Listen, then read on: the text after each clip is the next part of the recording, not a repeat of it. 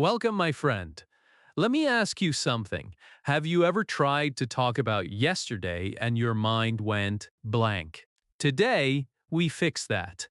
You'll learn past tense like a real life skill, not a scary grammar topic. By the end, you'll be able to tell your story clearly, ask questions confidently, and explain what happened in a way that sounds natural. Stay with me, because the final part will connect everything and you'll feel your English level rise in one lesson. Part 1. Time and meaning. There is a moment in every learner's journey when English stops feeling like a subject and starts feeling like a living, breathing part of who you are. That moment does not begin with memorizing rules. It begins with understanding something much deeper and much more human. Language exists because we live inside time. Every single day, from the moment you open your eyes in the morning to the moment you close them at night, you are moving through time. You wake up, you eat, you speak, you walk, you work, and later, you remember. You think about what already happened, you share it, you relive it. This is where the past becomes powerful. The past is not grammar, the past is your life, and English gives you the power to express that life clearly, confidently, and naturally. Right now, as you are listening to this, you are in the present. This moment is happening now. But just a few hours ago, your life looked different. Maybe you woke up early, maybe you stayed in bed a little longer, maybe you checked your phone, maybe you spoke to someone you care about. Those moments are finished now. They live behind you. And when you talk about those finished moments, you step into the past. This is the true meaning of past tense. It is simply your way of showing that something already happened and is now complete. It is not about difficult rules, it is about clarity. It is about helping the person listening to you understand when something happened. Think about how naturally this exists in your daily life. You might say, I woke up early today. You might say, I ate breakfast at 7. You might say, I went to work. You might say, I watched a video last night. These are not special sentences. These are normal sentences. These are real sentences. These are life sentences. Every English speaker, whether they live in New York, London, Seoul, Mumbai, or anywhere else in the world, uses these kinds of sentences every single day. They are not thinking about grammar rules when they speak, they are thinking about their lives, they are sharing their experiences, they are expressing their reality. This is the most important truth you must carry with you. English is not about perfection, English is about expression. It is about making your thoughts visible to others. When you understand the past, you gain the power to tell your story. You gain the power to share your journey. You gain the power to connect. Imagine meeting someone new. One of the first things they might ask you is, "What did you do today?" They are inviting you to step into the past. They are inviting you to share your experience. And when you answer, you are not just using grammar. You are using your voice. You are using your identity. There is a simple but powerful difference you must understand. There is now and there is before now. Now is this moment. Before now is everything that already happened. When something is finished, it belongs to the past. This is true in every country, this is true in every culture, this is true for every human being. Your past may include your childhood, your school days, your first job, your first success, your first challenge, your first dream. Every one of those moments lives behind you, and English gives you the tool to bring those moments forward and share them with the world. Let us make this real and personal. Think about your morning today. Do not think about rules, think about your life. Maybe you woke up at 6. Maybe you brushed your teeth. Maybe you drank tea or coffee. Maybe you spoke to your family. Maybe you checked your messages. Every one of those actions is complete. Every one of those actions belongs to the past. And when you say them in English, you are simply describing what already happened. You might say, I woke up at 6. I drank coffee. I checked my phone. I spoke to my friend. These are clear. These are natural. These are powerful. Now think about yesterday. Yesterday is no longer here. Yesterday is finished. But your memory keeps it alive.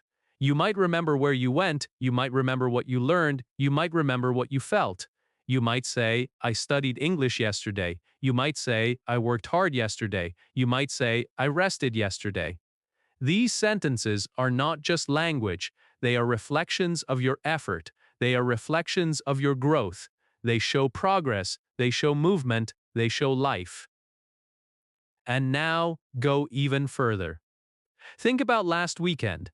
Maybe you stayed home, maybe you visited someone, maybe you watched something that inspired you, maybe you learned something new. When you speak about last weekend, you are using the past naturally. You are showing that those moments are complete.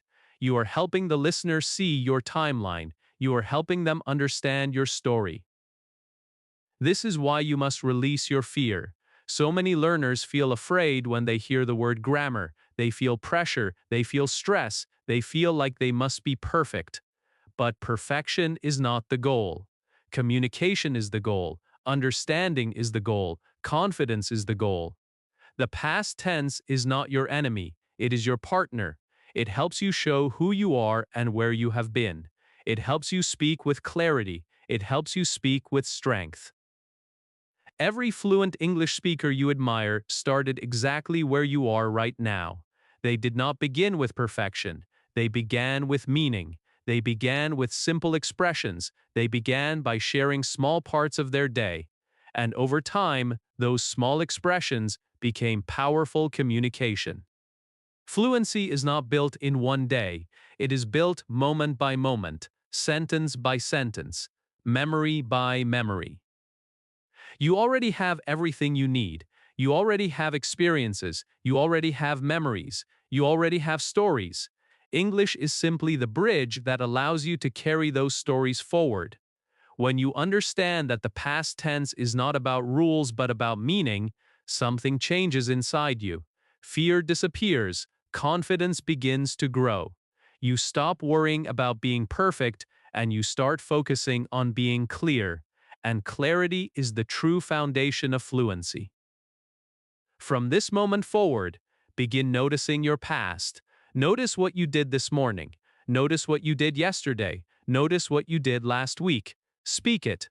Even if your sentences are simple, they are powerful. Even if your voice is quiet, it is important. Every sentence you speak builds your strength. Every memory you express builds your fluency. This is where your transformation begins. Not with pressure, but with understanding. Not with fear, but with confidence.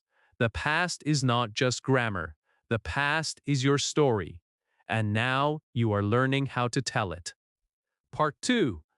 Past signal words. There is something powerful that happens when you begin to notice time in language. Suddenly, English stops feeling random and it starts feeling clear, logical, and alive.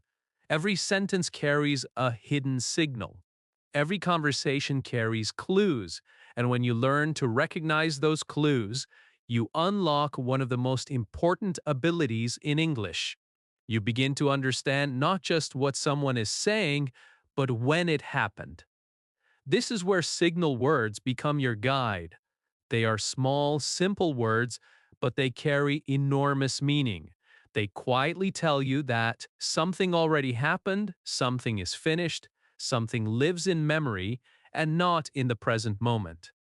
Imagine someone says to you, "Yesterday I visited my friend." The moment you hear the word yesterday, your brain immediately understands something important. This did not happen now, this did not happen today, this happened before now. The word yesterday is like a door that opens into the past. It prepares your mind, it gives you direction, it tells you where the sentence belongs in time. This is the beauty of signal words. They guide both the speaker and the listener. They create clarity, they remove confusion, they help communication flow naturally. There are many signal words that English speakers use every day without even thinking about them. You will hear words like yesterday, last night, last week, last year, ago, before, earlier, and phrases like in 2020, or when I was young. These words appear everywhere. You will hear them in conversations, in movies, in interviews, in classrooms, and in everyday life. They are not rare, they are not advanced, they are essential. They are part of the rhythm of real English. And when you begin to recognize them, you begin to understand time automatically. Think about the phrase, last night. If someone says, last night I watched a movie, you immediately know that the action is finished. It lives in the past. Or imagine someone says, last year I started learning English. That one phrase, last year, carries so much meaning. It shows the beginning of a journey, it shows progress, it shows effort, and most importantly, it shows time clearly. These signal words act like anchors. They hold the sentence in the correct place in time so that everyone listening understands. Now consider the word ago. This is one of the most powerful and common signal words in English. When someone says, 2 days ago I felt sick, the word ago tells you exactly how far in the past the action happened. It creates distance between now and then. It shows that time has moved forward. It helps the listener visualize the timeline. The same is true when someone says, 5 years ago, I did not speak English. That sentence carries hope. It carries growth. It shows transformation. It reminds us that change is possible. There are also signal words that connect deeply with personal stories. Someone might say, when I was young, I lived in a small town. That phrase opens a window into the speaker's past. It invites the listener into a memory. It creates connection. Or someone might say, earlier today I met an old friend. The word earlier shows that the action is finished, even though it happened recently. It helps organize experience. It helps structure communication. It gives English its beautiful sense of order. One of the most important skills you must develop is listening awareness. This means training your ears to notice these signal words when others speak. When you watch a video, listen to a conversation, or hear someone tell a story, pay attention to words like yesterday, last week, ago, and before.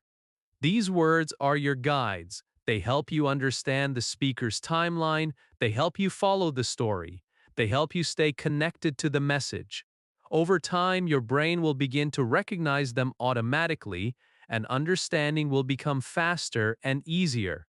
But recognition is only the beginning. The real transformation happens when you begin to use these words yourself. This is where your confidence grows. This is where your voice becomes stronger. Think about your own life. Think about yesterday. What did you do yesterday? Maybe you studied, maybe you worked, maybe you rested. You can say, yesterday I studied English. Yesterday I worked hard. Yesterday I watched a video. These sentences are simple, but they are powerful. They show clarity, they show confidence, they show ownership of language. Now think about last week. Last week, maybe you learned something new. Maybe you spoke to someone important. Maybe you faced a challenge. You can say, last week, I learned new words. Last week, I spoke to my teacher. Last week, I practiced every day. Each sentence builds your fluency. Each sentence strengthens your voice. Each sentence moves you forward. And now think about your past more deeply. Think about your journey. You might say, in 2020, I decided to improve my English. Or you might say, when I was young, I was afraid to speak English. These sentences are not just grammar. They are expressions of courage. They are expressions of growth. They show how far you have come. They remind you that learning is a journey, and every step matters. It is important to remember that signal words are not your enemy. They are your friends. They help you understand when to use the past naturally. They remove confusion, they provide clarity, they make communication easier. You do not need to memorize long rules. You only need to recognize the signal. When you hear yesterday, you know the action belongs in the past. When you hear last year, you know the action is finished. When you hear ago, you know the action happened before now. The signal word shows you the path. This is how fluent speakers communicate. They do not stop and analyze grammar rules in their minds.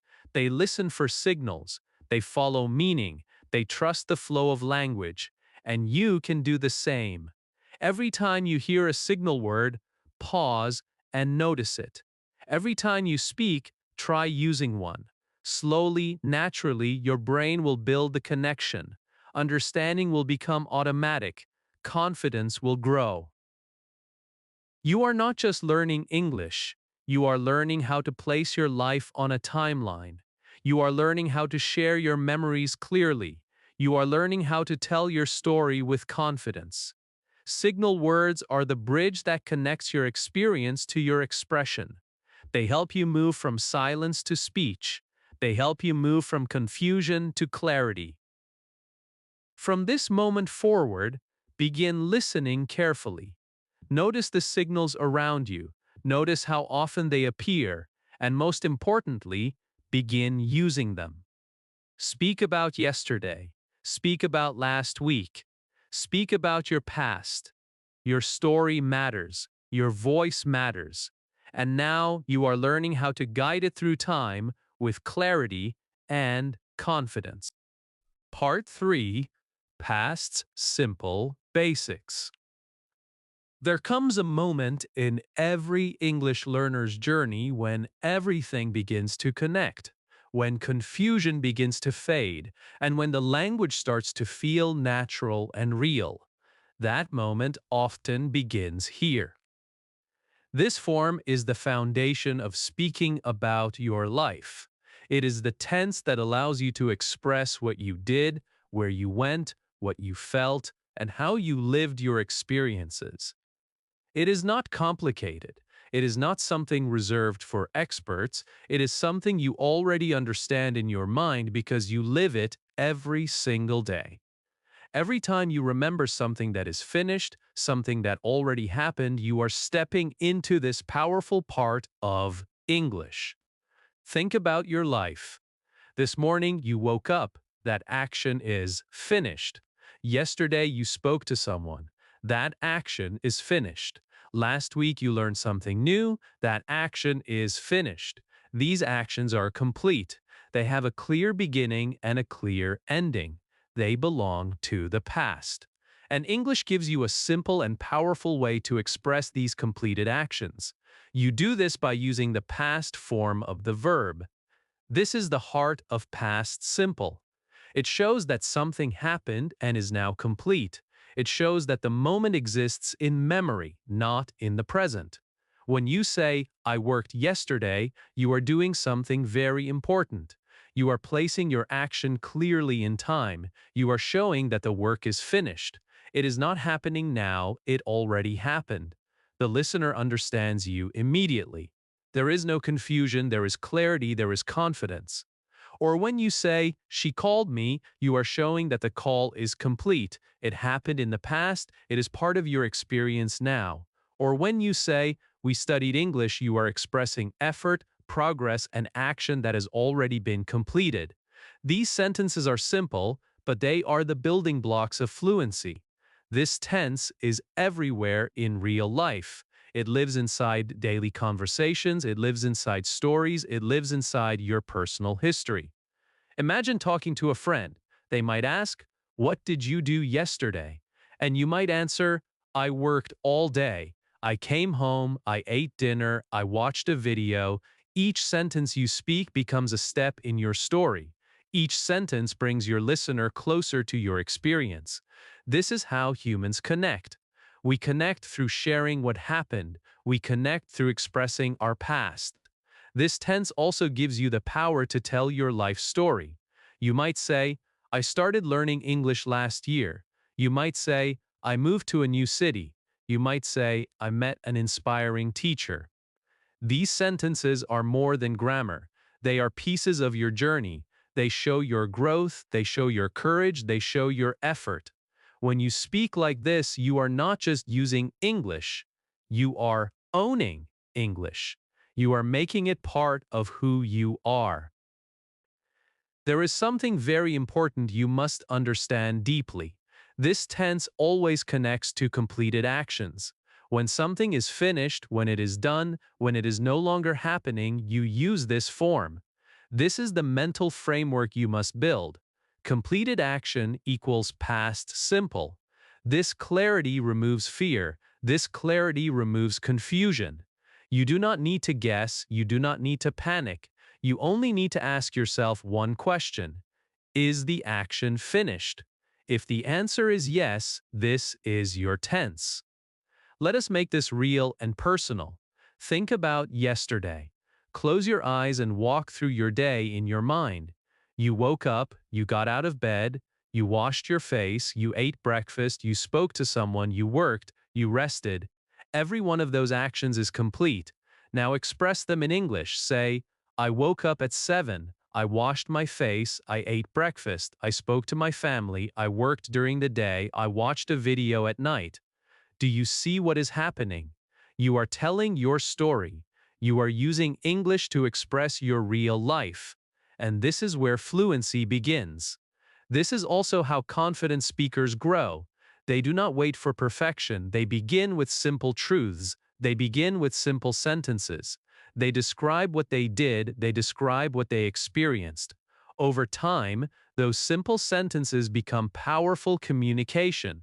Fluency is not built with difficult words. Fluency is built with clear meaning. Fluency is built with courage. Fluency is built with practice. Learners across the world, from the United States to India, from Europe to South Korea and beyond, all walk this same path. They begin by expressing completed actions. They begin by sharing their past. They begin by building clarity. And slowly, step by step, their confidence grows. They stop translating in their minds. They stop fearing mistakes. They begin speaking naturally. They begin speaking freely. You must also understand that mistakes are not failure. Mistakes are part of learning. Every fluent speaker made mistakes. Every confident speaker struggled at first. What matters is not perfection. What matters is progress. Every time you describe what you did yesterday, you are strengthening your English. Every time you express a completed action, you are building fluency. Every time you speak, you are becoming stronger. There is power in simplicity. There is power in clarity. When you say, I studied English yesterday, you are not just forming a sentence, you are forming your future. You are proving to yourself that you can communicate. You are proving that you can grow. You are proving that you can move forward. From this moment forward, begin practicing this in your daily life. Every day, take a moment to describe your day. Speak it out loud. Say what you did, say where you went, say what you learned. Your sentences do not need to be perfect, they only need to be real, they only need to be honest, they only need to be yours. This is how fluency begins. It begins with one sentence, it begins with one memory, it begins with one voice, and that voice is yours. Part 4. Regular verbs. There is something beautiful that happens when you begin to see patterns in English. Suddenly, the language stops feeling unpredictable and it starts feeling reliable. It starts feeling fair. You begin to realize that English gives you simple tools, tools that work again and again, tools that help you express your life with clarity and confidence. One of the most powerful and friendly tools you will ever learn is the simple and consistent pattern. When an action is finished, when it belongs to the past, Many verbs follow one clear and predictable rule. You add EED, that is all. One small ending, and suddenly you have the power to move your action from now into memory. Think about the word work. Every day, people work. They work in offices, they work in schools, they work in homes, they work toward their dreams. But when the action is finished, when it lives in the past, something changes. Work becomes worked. That small ending carries meaning. It tells the listener that the action is complete. It tells them that this effort already happened. When you say, I worked yesterday, you are not just speaking. You are showing time clearly. You are guiding the listener. You are expressing your experience with confidence. This pattern repeats itself again and again, and this repetition is your strength. Play becomes played. Watch becomes watched. Open becomes opened. These verbs follow the same path. They follow the same logic. They follow the same rule. This consistency is a gift to learners. It means you do not need to memorize thousands of different forms. It means you can trust the pattern. It means you can build fluency faster. When you know the base verb, you already know how to form its past. You simply add ed, and your meaning becomes clear. Now let us bring this into your real life, because English becomes powerful when it connects to your world. Imagine your evening yesterday. Maybe you watch TV. That action is finished. You can say, I watch TV. Maybe someone in your home opened the door. That action is finished. You can say, she opened the door. Maybe children outside enjoyed their time. You can say, they played football. These sentences are natural.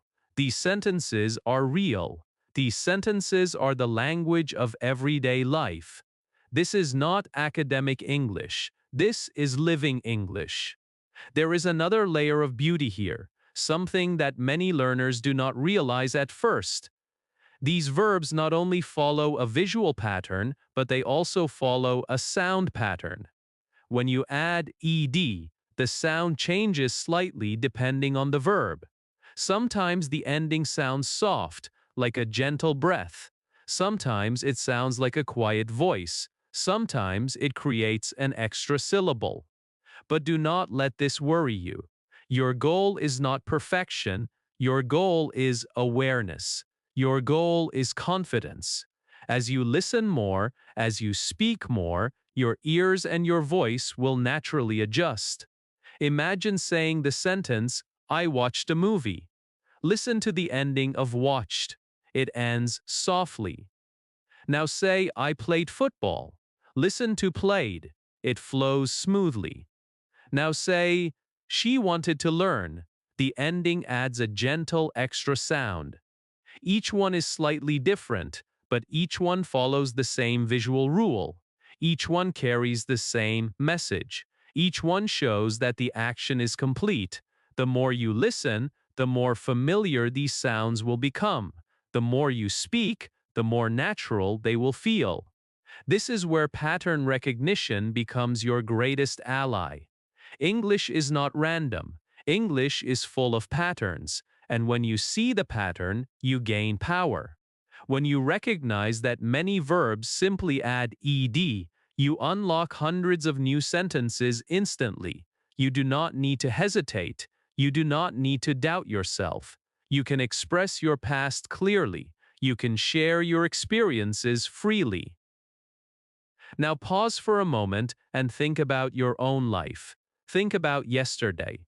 Think about last week. Think about something you did recently. Maybe you worked. Maybe you studied. Maybe you watched something inspiring. Maybe you opened a new book. Maybe you played a game. These actions belong to you. These actions belong to your story. Now express them. Say, I worked hard. I studied English. I watched a video. I opened my notebook. I played a game. Each sentence strengthens your voice. Each sentence strengthens your fluency. This is how confidence grows. Confidence does not come from memorizing complicated rules. Confidence comes from using simple patterns again and again.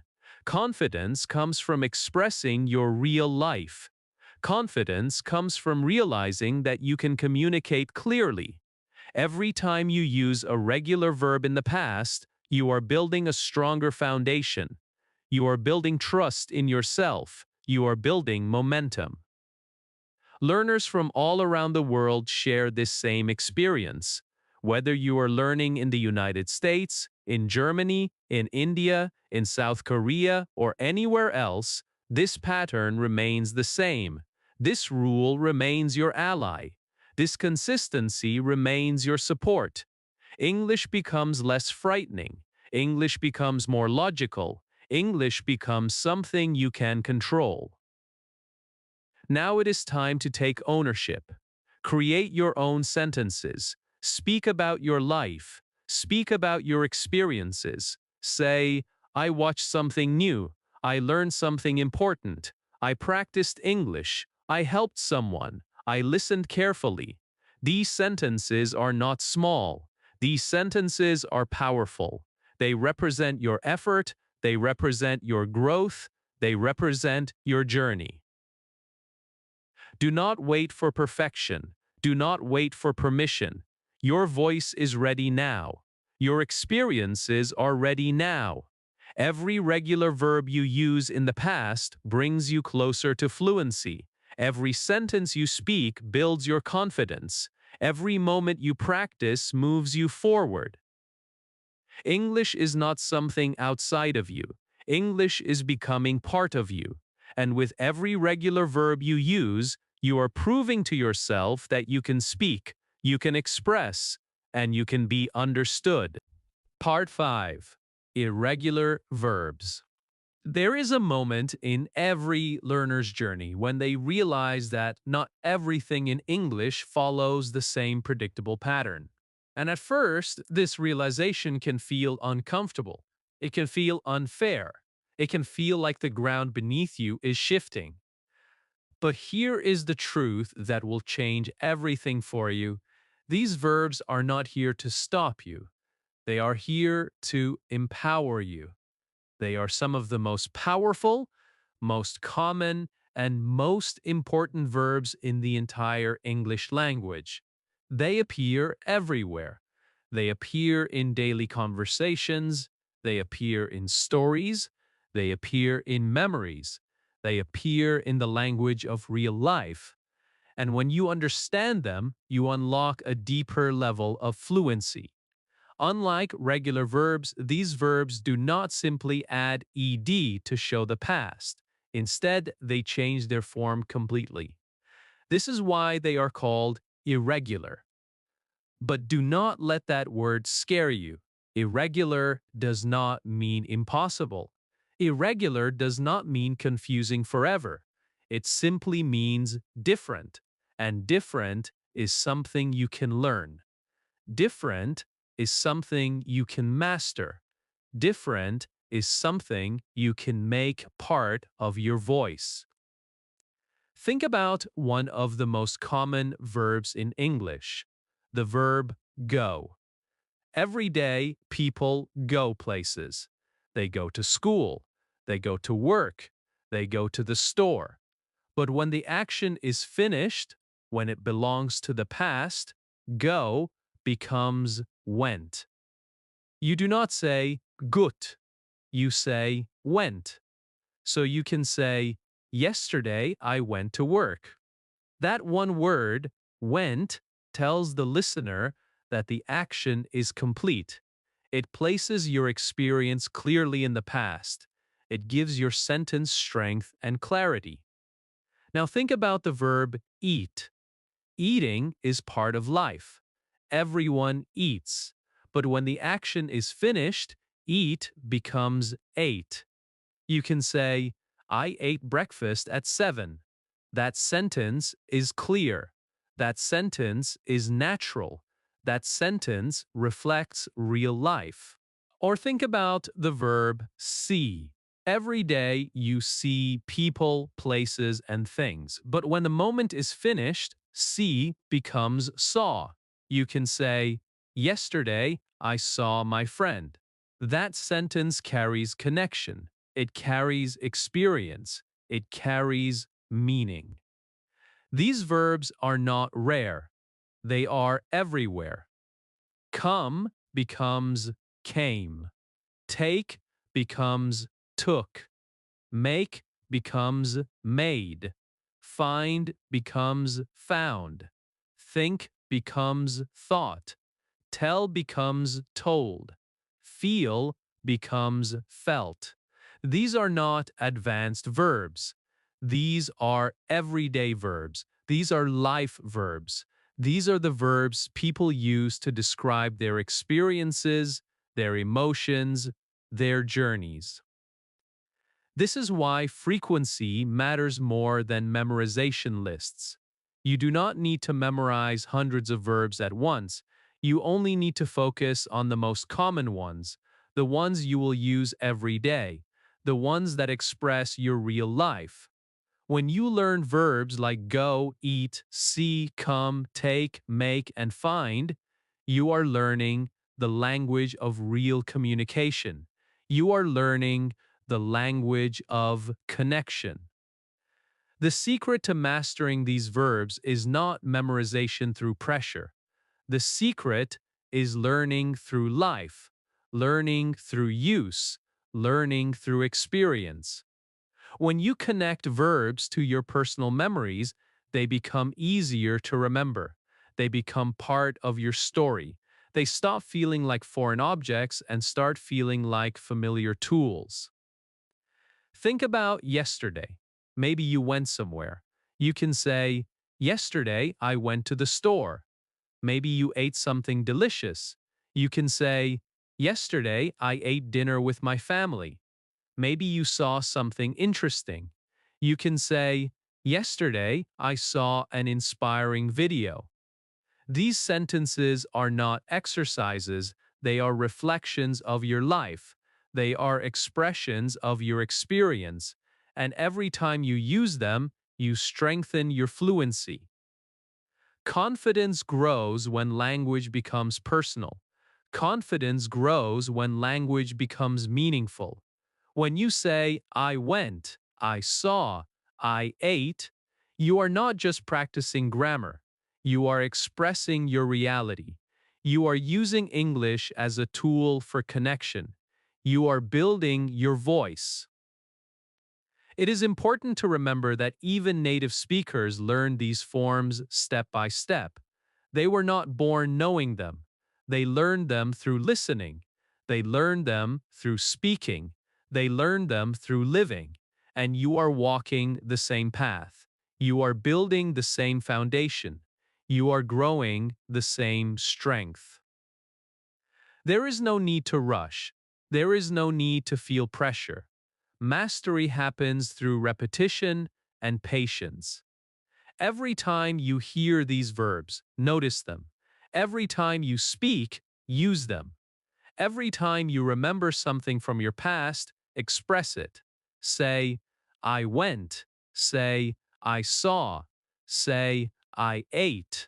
Say, I came. Say, I took. These simple sentences are powerful. These simple sentences build fluency. Imagine speaking to someone confidently and saying, I went to a new place last week. I saw something beautiful. I met interesting people. I felt happy. These sentences open doors. These sentences create connection. These sentences allow you to share your world. You are not trying to memorize a language. You are learning to live in it. You are learning to move through your memories and express them clearly. You are learning to transform your experiences into communication. And here is the truth that will carry you forward. You do not need to know every irregular verb to become fluent. You only need to know the most common ones and use them with confidence. With practice, they will become natural. With time, they will become automatic. With courage, they will become yours. Your past is full of stories. Your past is full of experiences.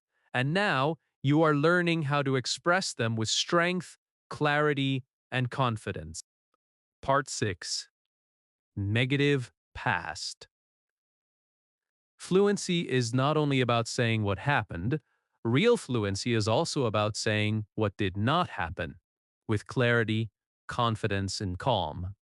This is one of the most practical skills you will ever learn in English because real life is full of moments where you need to explain, correct, and clarify. Sometimes people misunderstand you. Sometimes you need to say you did not go somewhere. Sometimes you need to say you did not eat something. Sometimes you need to say you did not do an action, even if someone thought you did. When you can express the negative past naturally, you sound more confident, more precise, and more fluent because you are not limited to only positive statements. You are speaking like a real person who can explain life honestly. The structure is simple, and that is what makes it powerful. You use did not, and then you return to the base form of the verb.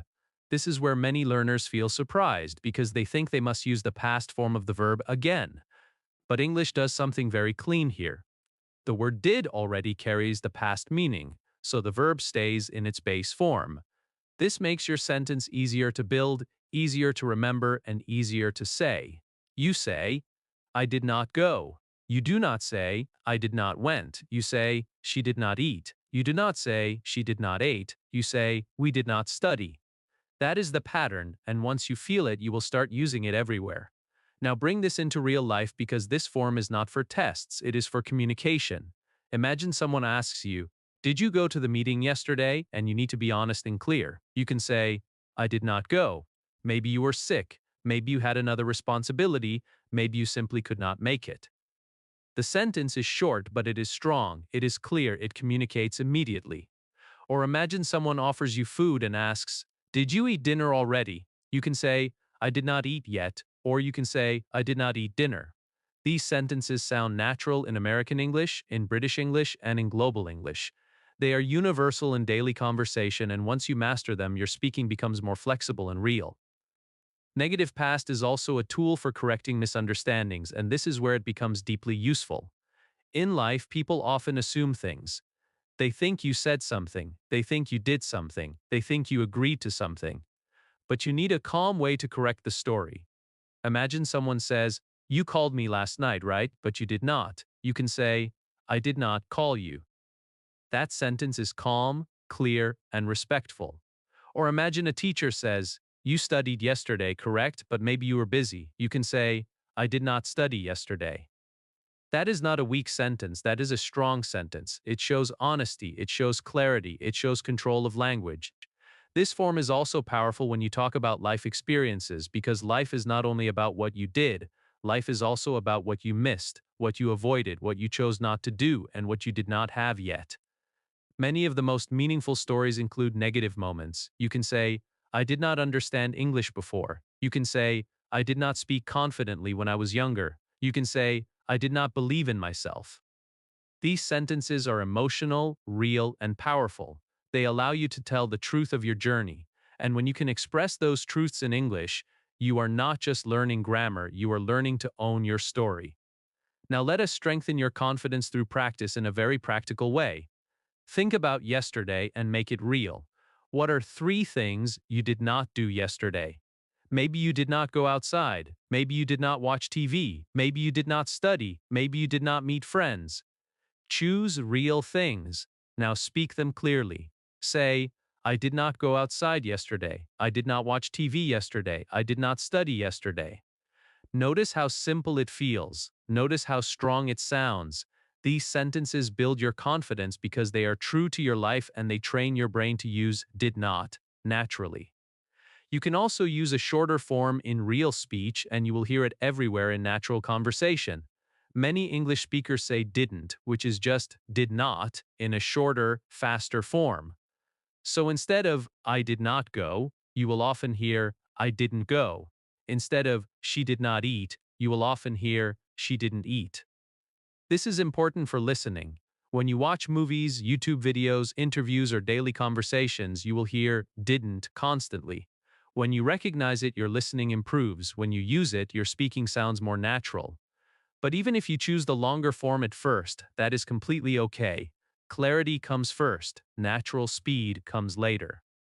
Now let us talk about one of the biggest mistakes learners make, and we remove it right now.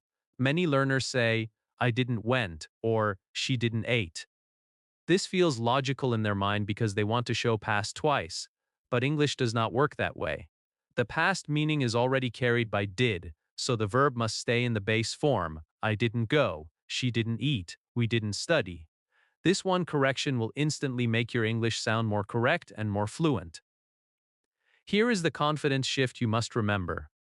Negative sentences are not harder. Negative sentences are not scary. They are simply part of real communication. And when you can use them smoothly, you become a stronger speaker because you can clarify, correct, and explain your life with precision. This is how you sound natural and mature in English. You stop sounding like you only memorized a few positive sentences. You start sounding like someone who can express truth in every direction. Your end goal is simple and powerful. You want to express negative past clearly and naturally. You want to be able to say what did not happen without fear, without confusion, and without hesitation. And you can do that because the pattern is consistent, the structure is clean, and the practice can be based on your own real life. Speak your truth, speak your story, and let your English become a tool that works for you, not a burden you carry. Part 7. Past questions. If you want to sound natural in English, you must be able to do more than tell your story. You must also be able to invite other people into their story. That is what questions do. Questions are the door to connection. Questions are how friendships grow. Questions are how conversations stay alive. And when you learn to ask about the past, you unlock a new level of confidence because you stop being a quiet listener and start becoming an active speaker. You begin to lead conversations. You begin to show curiosity. You begin to sound like someone who belongs in English, not someone who is just practicing it. The most important thing to understand is that English gives you a very simple structure for asking about past events. You use did, then the subject, then the base form of the verb. That is it. Did is the key. Did carries the past meaning, so the verb stays in its base form. This makes your questions clean, clear, and easy to build. You can ask, did you go? Did she call? Did they finish? These are short questions, but they are powerful because they open real conversation and they help you get real information. Now let us make this feel natural. Imagine you are talking to a friend. You want to know about their day. You can ask, did you go to work yesterday? Did you eat dinner at home? Did you watch anything interesting last night? These questions are common in the United States, in Europe, in India, in South Korea, and everywhere people communicate in English. They are global, they are real, they are practical, and once you learn them, you will start hearing them everywhere. In movies, in podcasts, in interviews, in YouTube videos, you will notice how often people use did questions to talk about past events. It is also important to notice the feeling behind the question. When you ask a past question, you are not only using grammar. You are showing interest. You are showing respect. You are saying, I care about your experience. I want to know your story. That is why learning questions is so powerful for learners, because fluency is not only about speaking, fluency is also about interacting. When you can ask questions, your English becomes social, and social English grows faster. Let us build your confidence with a clear mental rule. If you want to ask about a finished action, start with did. Did you go? Did she call? Did they finish? And then remember this important point. The verb must stay in its base form. You do not say, did you went? You say, did you go? You do not say, did she called? You say, did she call? You do not say, did they finished? You say, did they finish? This one rule will instantly make your English sound more correct and more natural. Now take a real-life example. Let us say you are speaking to someone and you want to ask about yesterday. You can ask, did you wake up early yesterday? Did you meet anyone? Did you study English? These questions are simple, but they create a full conversation. And when your friend answers, you can respond naturally. If they say yes, you can follow up. If they say no, you can ask another question. This is how real conversations work. They are not one sentence, they are a flow. They are a dance. And questions keep the dance moving. Past questions are also powerful when you ask about life experiences, because life experiences are where people connect deeply. You can ask, did you ever travel to another country? Did you ever live in a different city? Did you ever feel afraid to speak English? These questions invite stories. They invite emotions. They invite real communication. And when you ask questions like this, you sound confident and mature, because you are not only talking about yourself, you are engaging with the world. Now let us train your speaking like a coach would. Practice asking and answering. First you ask, then you answer. You can even practice alone, because practicing alone builds confidence fast. Ask yourself, did I study yesterday? Then answer, yes, I did, or no, I did not. Ask yourself, did I go outside yesterday? Then answer, yes, I did, or no, I did not. This kind of practice is powerful because it teaches your brain the full pattern. It teaches you how questions and answers connect. It helps you stop translating. It helps you speak automatically. Notice something important in the answers. When someone asks a did question, many answers use did too. If someone asks, did you go? You can answer, yes, I did, or no, I did not. This is extremely common in natural conversation. It saves time, it sounds fluent, it keeps the conversation moving. Even if you also add extra information, the did answer gives you a strong foundation. You can say, yes, I did. I went to the market. Or you can say, no, I did not. I stayed home. This is real conversation. It is simple, it is strong, it is natural. Now let us do conversation practice in a way that feels real. Imagine you are calling a friend. You can ask, did you have a good day yesterday? Did you work a lot? Did you rest? Did you watch anything fun? Your friend answers, and you respond. This back and forth is where your confidence grows. This is where you stop being afraid. This is where English becomes a living skill, not just a lesson.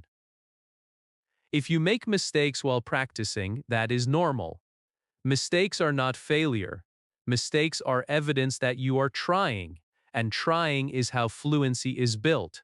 The goal is not to speak perfectly, the goal is to speak clearly and consistently. If you can ask past questions confidently, you will be able to connect with people, understand their experiences, and build stronger conversations. The end goal is simple and powerful. You want to confidently ask about past events. You want to be able to say, did you go? Did she call? Did they finish? Without fear, without hesitation, and without confusion. Because when you can ask questions, you become a true communicator. And when you become a true communicator, English stops being something you study and starts becoming something you live. Part 8. Real Conversations. At some point, every English learner realizes something important. Knowing grammar in your head is not the same as using English in your life. You can understand rules, you can read sentences, you can even do exercises, and still feel silent when it is time to speak. That is why real conversation practice is the bridge. Conversation turns grammar into communication. Conversation turns knowledge into confidence. Conversation is where English becomes human. And past tense, especially, is one of the biggest conversation tools you will ever use because so much of human connection is built on sharing what happened, what we experienced, what we felt, and what we learned. Think about how people talk every day in the United States, in Europe, in India, in South Korea, and in so many other places. People are always asking about the past. They do it naturally. They do it without thinking. Someone says, "How was your day?" Someone asks, "Where did you go yesterday?" Someone asks, "What did you eat?" Someone asks, "Did you finish your work?" These questions are everywhere. They are in families. They are in workplaces. They are between friends. And when you can respond naturally, you stop feeling like a student and start feeling like a speaker. Now imagine a simple conversation. One person asks, "Where did you go yesterday?" The other person answers, "I went to the market." This is a real conversation. It is short, but it is complete. It has a question, it has an answer, it has past tense, it has life. And the best part is that you do not need fancy vocabulary to do it. You need clear meaning. Another person asks, "What did you eat?" The answer is, "I ate rice." Again, simple. Again, real. Again, useful. These are the kinds of conversations that build confidence fast because they are connected to daily life. Let us go deeper and make it feel even more natural. When someone asks, "Where did you go yesterday?" you can answer in different ways depending on your life. You can say, "I went to work. I went to school. I went to the store. I went to my friend's house." The question stays the same, but your answer changes based on your experience. This is how conversation becomes flexible. This is how you stop memorizing and start speaking. And when someone asks, "What did you eat?" you can say, "I ate rice. I ate noodles. I ate bread. I ate vegetables." You are not just practicing a tense, you are practicing real communication. Now think about real-world scenarios, because your goal is not to speak only inside lessons. Your goal is to speak in real life. Imagine two friends talking after a day. One friend asks, "How was your day?" The other says, "It was good. I worked a lot. I met a friend. I watched a video at night." Then the first friend asks, "What did you do after work?" The second answers, "I went home and I cooked dinner." This is exactly how English conversations happen. They are built with small questions and short answers, one step at a time. Nobody speaks in long, perfect paragraphs in real conversation. People speak in short, clear pieces. And that is why this practice is so powerful for beginners and intermediate learners. Now imagine a family discussion. A mother asks her child, "Did you do your homework?" The child answers, "Yes, I did. I finished it." The mother asks, "What did you learn today?" The child answers, "I learned new words." This kind of conversation happens in homes all over the world. It is natural. It is practical. It helps children and adults share their day. When you can join conversations like this, you start feeling comfortable. You start feeling included. You start feeling confident. Now imagine a workplace conversation. A coworker asks, "Did you send the email?" You answer, "Yes, I sent it." Or you answer, "No, I did not send it yet." A manager asks, "What did you finish today?" You answer, "I finished the report. I completed the task." These simple past conversations are everywhere in professional life. Whether someone works in an office in the United States, a company in Europe, a school in India, or a business in South Korea, the need is the same. People talk about completed actions constantly. When you can do this, you sound more confident and more capable. Now let us train fluency in the most effective way.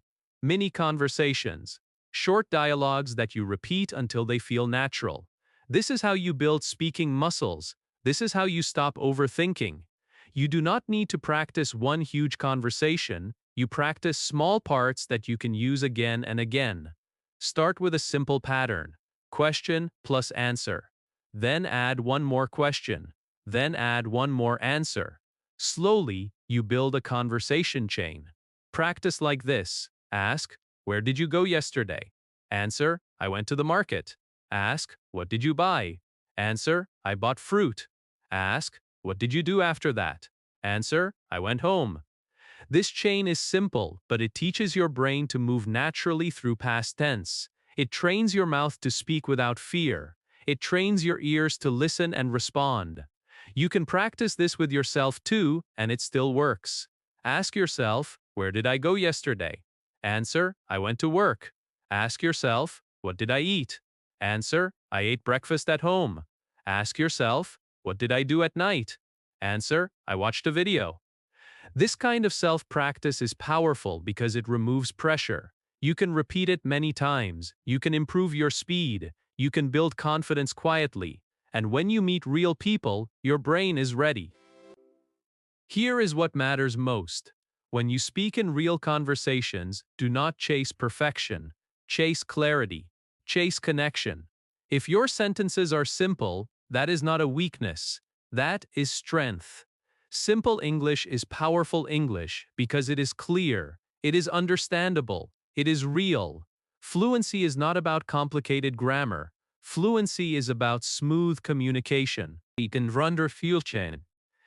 end goal is very clear. You begin using past tense naturally, not like a robot, not like a test, like a real person talking about real life.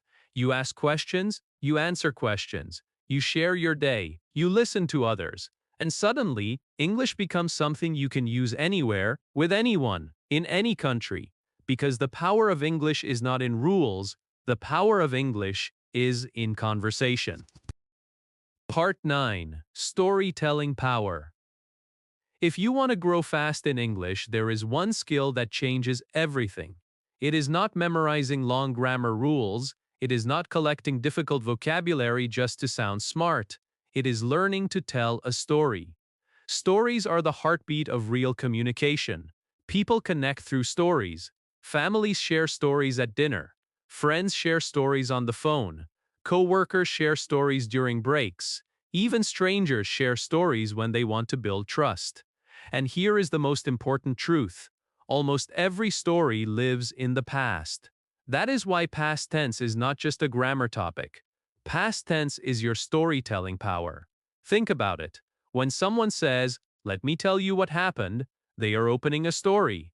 When someone says, "I remember when I was young," they are opening a story. When someone says, "Last year, something changed my life," they are opening a story.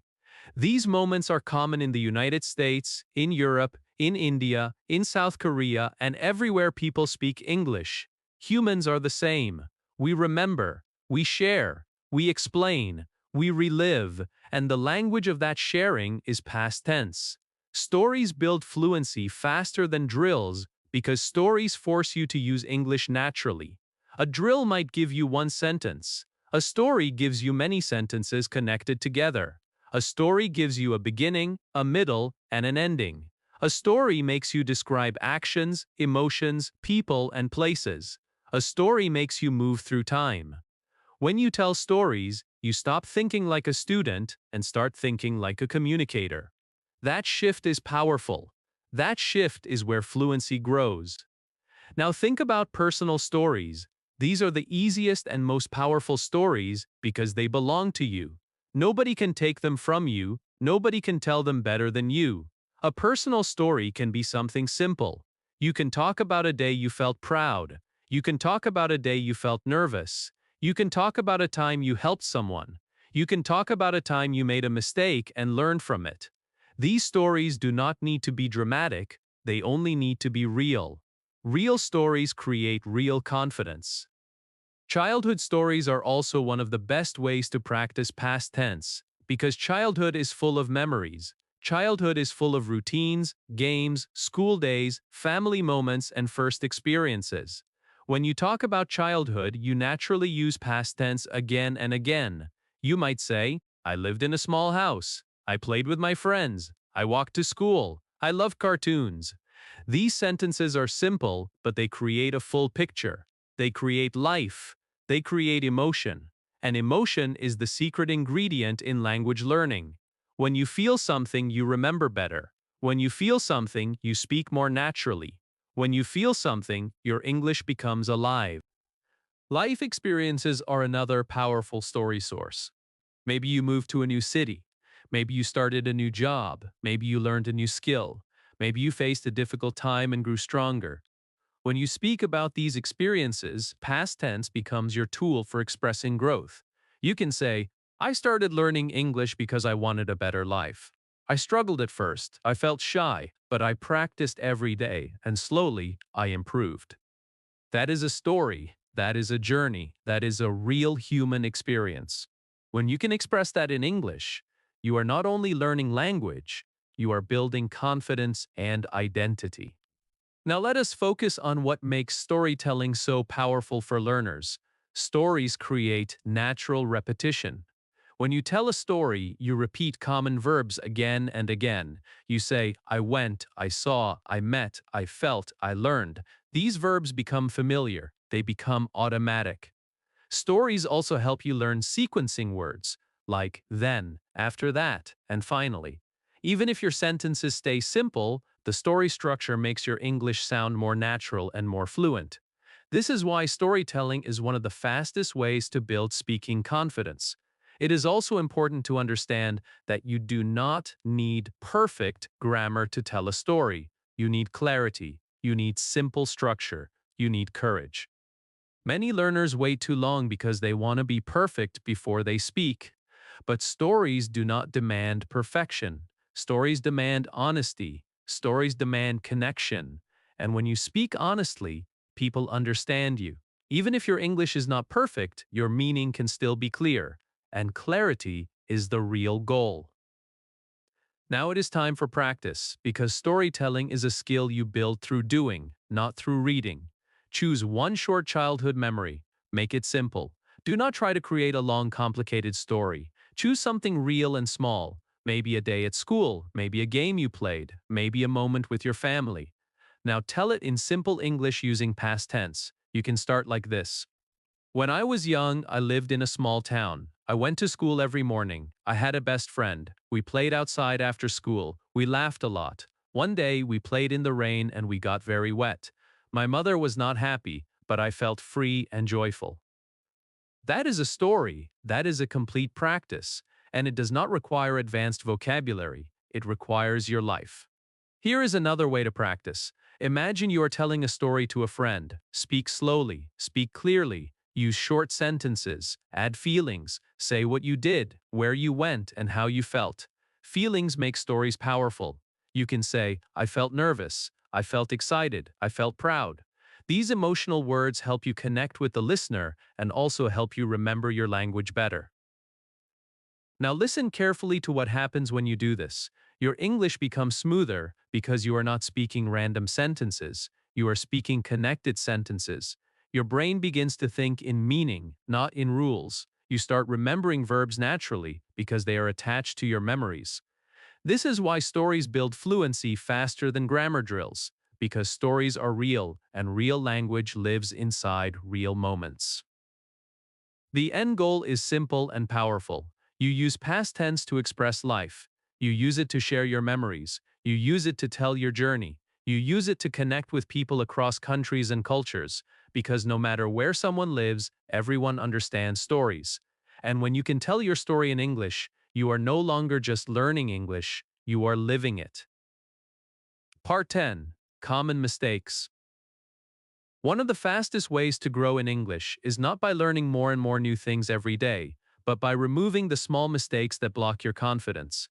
Many learners know a lot, but they still hesitate because they are afraid of being wrong. And that fear often comes from repeating the same beginner errors again and again. The good news is this: most past tense mistakes are not complicated. They are pattern mistakes. They happen because your brain is trying to be logical, but English has its own logic. Once you understand the correct mental pattern, your English becomes cleaner, your speaking becomes smoother, and your confidence rises quickly. A very common mistake happens when learners use the helper did and the past form of the verb at the same time. It looks like this: I did went. This feels natural to many learners because they want to show past twice, like they are adding extra strength to the sentence. But English does not work like that. The helper did already carries the past meaning, so the verb must stay in its base form. The correct sentence is I did go. That is the pattern you must train into your mind. Did plus base verb. Once you feel this, a huge part of your past tense becomes easy. You can say, I did not go. You can say, did you go? You can say, yes, I did. In each case, the verb stays in base form because did already holds the past. Now let us make this correction feel strong and simple. If you see did, your brain should immediately think base verb, not past verb, base verb. That is the mental key. Did equals base verb. So you say, did you eat? Not, did you ate.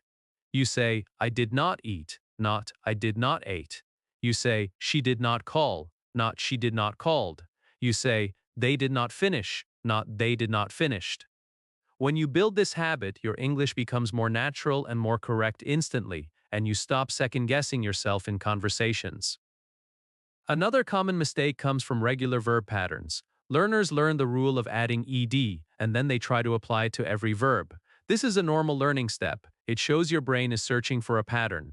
But English has a special group of verbs that do not follow the ed pattern. These are irregular verbs, and one of the most famous is go. Many learners say, I gut. That sounds logical, but it is not correct. The correct past form is I went, so instead of I gut to the market, you say I went to the market.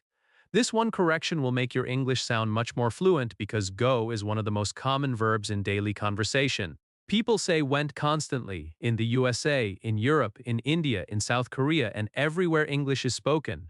When you use went correctly, you sound more natural immediately. Here is a strong way to train your mind. Separate regular and irregular verbs in your brain, but do it in a simple way. Most verbs follow the ed pattern, and you will use that pattern often. But there are a small group of very common verbs that change form completely. These are the ones you focus on first. Go becomes went. Eat becomes ate. See becomes saw. Come becomes came. Take becomes took. Get becomes got. Make becomes made. Think becomes thought. These verbs appear everywhere. When you learn them through your daily life, not through pressure, they become familiar quickly. And when they become familiar, you stop making the most common mistake of adding ed where it does not belong. Another beginner mistake is trying to build past sentences by using two different past markers. For example, some learners say, yesterday I did went to work, or they say, I didn't went. These are both the same problem. When you use did or didn't, the verb must stay in base form. So you say, yesterday I went to work, or you say, I didn't go. Notice how clean that sounds. Notice how easy it becomes. Past meaning is carried by did and didn't, so the verb stays simple. This is one of the best corrections you can learn because it improves your speaking in questions and negatives instantly. Now let us talk about the emotional side, because language learning is not only about correct sentences, it is also about courage. Mistakes are normal. Mistakes are part of growth. Every fluent speaker made mistakes. Every confident speaker once said things the wrong way. The difference is that they did not quit. They learned the correction, practiced it, and kept speaking. When you make a mistake, it does not mean you are bad at English. It means you are learning. It means you are brave enough to try, and trying is where progress is born. Confidence grows when you learn to correct yourself gently, without shame. If you say, I did went, you can pause and correct. I did go. That simple correction is powerful. It shows self-control. It shows learning. It shows growth. If you say, I gut, you can correct. I went. Every correction is a step forward. Every correction makes your brain stronger. The goal is not to never make mistakes. The goal is to notice them, fix them, and move forward without fear. Here is a practical way to train correct patterns. Take 2 minutes each day and practice short sentences out loud. Say, I went to the store. I did not go to the store. Did you go to the store? Yes, I did. Now change the verb. I ate breakfast. I did not eat breakfast. Did you eat breakfast? Yes, I did. This practice is simple, but it is powerful because it trains your brain to automatically follow the correct pattern. It builds muscle memory, and muscle memory is what creates fluency. The end goal is very clear. You avoid major errors confidently. You do not panic when you speak. You do not freeze when you need to ask a question or say a negative sentence. You understand the mental patterns. Did plus base verb. Irregular verbs have special forms. Regular verbs often add ed. When these patterns become familiar, your English becomes smoother and your confidence becomes stronger. You are not here to be perfect. You are here to improve. And every time you correct one small mistake, you step into a new level of fluency. Part 11. Action in progress. There is a special kind of power in English that many learners do not discover early enough. It is the power to show a moment, not just report an action. It is the power to make the listener feel like they are standing next to you in time, watching your life unfold. This is where English stops sounding like a list of events and starts sounding like a real story. Because sometimes you do not want to say only what happened. Sometimes you want to say what was happening. You want to describe the middle of the moment, the feeling of the moment, the scene of the moment. And that is exactly what past continuous gives you. It helps you describe an action that was in progress at a specific time in the past, not finished instantly, but moving, unfolding, and alive. To understand this deeply, imagine a photograph from the past. Not a video, a photograph. A frozen picture of a single moment. In that picture, people are not completing actions. They are in the middle of them. Someone is smiling, someone is walking, someone is cooking, someone is talking. The moment is captured in the middle, not at the end. That is the feeling of this tense. It is not about the beginning or the end. It is about what was happening at that moment. When you learn to speak this way, your English becomes more expressive. Your stories become more vivid. Your communication becomes more natural. Now let us make the structure simple, because simplicity builds confidence. You use a helping verb, was or were, and then you add the ing form of the verb. That is it. Subject plus was or were plus verb ing. When you say, I was walking to school, you are describing an action that was happening at some point in the past. You are not saying you finished the walk. You are focusing on the process, the movement, the moment. When you say, she was cooking dinner, you are placing the listener inside that kitchen, inside that moment. When you say, they were playing football, you are showing action in progress. When you say, we were watching a movie, you are describing what was happening during that time. This form gives your English a cinematic feeling. It gives your English life. This tense becomes even clearer when you connect it with specific times. Think about the sentence, at 7 p.m. I was studying. Notice how that feels. You are not just saying you studied, you are saying that at a specific time the action was happening. The listener can imagine you at that moment. Maybe you were sitting at a table. Maybe your book was open. Maybe you were tired, but you continued. That one sentence paints a picture. Or think about, yesterday evening I was sitting in my room. That is not a simple report. That is a scene. It invites the listener into your world. It gives context. It creates connection. This is why this tense is so valuable for beginners and intermediate learners across the world, whether they live in the United States, in Europe, in India, in South Korea, or anywhere else.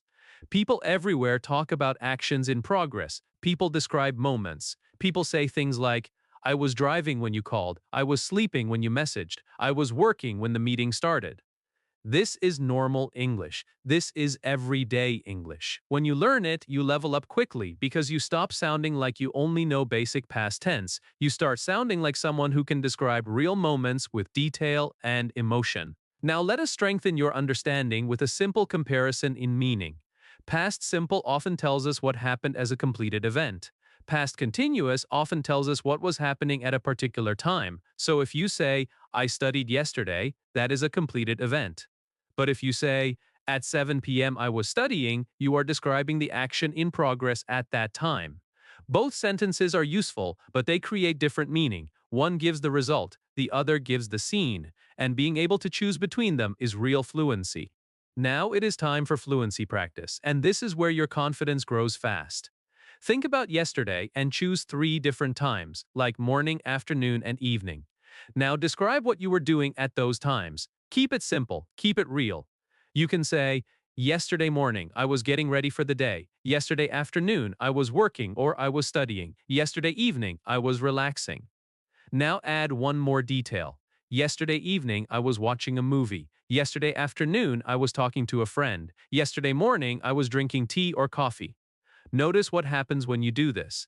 Your brain starts organizing your life in English. Your voice starts flowing naturally. You stop translating and start describing. Another powerful practice is to describe a single hour in detail. Choose one time, like 7 p.m. Now build a small scene. At 7 p.m., I was sitting in my room. I was listening to music. I was thinking about my day. I was feeling tired, but I was still trying to improve. These sentences are not only grammar practice, they are self-expression. They help you speak about your inner life, not just your actions. And when English becomes personal, fluency grows faster. You might be thinking, what if my sentences are not perfect? That is completely okay. The goal is clarity, not perfection. The goal is to communicate the idea of an action in progress. Your confidence will grow with repetition. Every time you practice describing what was happening, you build a stronger connection between your thoughts and your English. You build trust in yourself. You build speaking strength. And soon, you will notice something amazing. You will begin to hear this tense in real conversations more clearly. You will understand movies better, you will understand stories better, and you will start using it naturally without fear. The end goal is very clear and very powerful. You understand how to describe ongoing action in past time. You can place the listener inside a moment. You can paint a picture with your words. You can express your life with more detail and more emotion. And that is what real English is. Real English is not only about what happened, real English is about what was happening and how it felt and what the moment looked like. Part 12. Was and were. One of the biggest reasons learners feel stuck in speaking is not because they lack vocabulary and not because they lack intelligence. It is often because they do not feel steady with the small building blocks that hold a sentence together. When those blocks feel shaky, your confidence feels shaky too. But when those blocks become automatic, your English becomes smooth. This is exactly why learning was and were matters so much. These two words are small, but they carry a big job. They help you show who is doing the action, and they help you place that action clearly in the past. When you learn them the right way, you stop hesitating, you stop guessing, and you start speaking with calm confidence. The rule is simpler than most learners expect. I goes with was, he goes with was, she goes with was, it goes with was, you goes with were, we goes with were, they goes with were. That is the pattern, and it does not change. In the United States, in Europe, in India, in South Korea, and everywhere people speak English, this is the same. The words might feel new at first, but the rule is stable and reliable. Once it becomes familiar, it becomes easy, and when it becomes easy, you become faster. Speed is not the goal, but natural speech is. And natural speech comes when you do not have to stop and think about small choices. Here is the clarity that will help you understand why these words exist. Was and were are helping verbs. They support the main verb. They tell us who is connected to the action. They also carry the past meaning. When you say, I was studying, the word was tells the listener that the subject is I and the time is past. The word studying shows the action in progress. When you say, she was sleeping, the word was matches she and places the action in the past. When you say, they were talking, the word were matches they. When you say, we were eating, the word were matches we. These choices are not random, they are part of a clean system. And once you trust the system, you stop feeling nervous. Let us make this practical and real, because real learning happens when it connects to your life. Imagine you are describing yesterday evening. You might say, I was studying at 7 p.m. That sentence feels natural. Now imagine talking about someone else. You might say, she was sleeping when I called. Again, natural. Now imagine talking about a group of people. You might say, they were talking loudly, or you might say, we were eating dinner together. These are the sentences that appear in real-life conversations. They appear in stories, they appear in daily communication, they appear in movies and in real relationships. This is everyday English. Now let us talk about error prevention, because prevention saves you time and protects your confidence. The most common mistakes happen when learners mix the subject with the wrong helping verb. For example, some learners say, I were studying, or they say, they was talking. Those sentences sound wrong to native speakers because the subject and the helping verb do not match. But the solution is not fear, the solution is training. You train the pattern until it becomes automatic. I was, he was, she was, it was, you were, we were, they were. When you repeat this pattern out loud, your brain begins to feel it, your mouth begins to remember it, and then, when you speak, you will naturally choose the correct one without stopping. A powerful way to build automatic fluency is to practice quick responses. You can do this alone and it still works. Ask yourself a simple question, like, what was I doing yesterday evening? Then answer quickly, I was watching a video. Ask yourself, what was she doing? Answer quickly, she was sleeping. Ask yourself, what were they doing? Answer quickly, they were studying. Ask yourself, what were we doing? Answer quickly, we were eating. This kind of practice is not about perfection. It is about building speed and comfort. It is like training a muscle. At first, it feels slow, then it becomes smooth. Another confidence-building practice is creating sentences using all subjects. This is one of the best ways to make the pattern stick in your mind. Choose one action, like studying, and build 7 sentences. I was studying, he was studying, she was studying, it was working. You were studying, we were studying, they were studying. Notice what happens. Your brain begins to associate the subject with the correct helping verb. You are not memorizing a rule anymore, you are building a habit, and habits create fluency. Now let us connect this to real communication again, because fluency is about using English in your life, not just practicing in your head. Imagine your friend asks you, what were you doing when I called? If you feel confident with was and were, you can answer easily. I was cooking. I was driving. I was studying. Imagine you ask someone, what were you doing last night? They answer, we were watching a movie. These are real exchanges. They happen in daily life across all cultures. And when you can use was and were correctly, you sound natural and clear. There is also a quiet confidence that comes from getting small things right. Many learners think only big vocabulary creates fluency, but what actually creates fluency is control. Control of basic structures, control of small choices. Was and were are part of that control. When you use them correctly, your English feels stable. It feels trustworthy. You feel less nervous because you know your foundation is strong. The end goal is simple and strong. You use helping verbs correctly and naturally. You stop guessing. You stop hesitating. You match the subject confidently. You speak smoothly. And once you can do that, everything else becomes easier because you are building English on a strong, steady base. Part 13. Building continuous actions. There is a reason some English speakers sound so smooth when they talk about the past. They do not only tell you what happened, they show you what was happening. They let you feel the movement of the moment. They let you step inside the scene. And that smoothness comes from one simple skill: knowing how to build the ing form of verbs confidently. This may sound like a small detail, but it changes everything. Because once you can form these verbs easily, you can describe real life in a way that sounds natural, clear, and alive. The ing form is the heartbeat of continuous actions. It shows an action in progress. It shows something unfolding over time. And when you combine it with the helping verb, your sentence becomes a clear picture. This is the mental pattern you must own. Helping verb plus ing verb creates ongoing action. That is the core idea. You are not just memorizing a form. You are learning a way to describe life with more detail.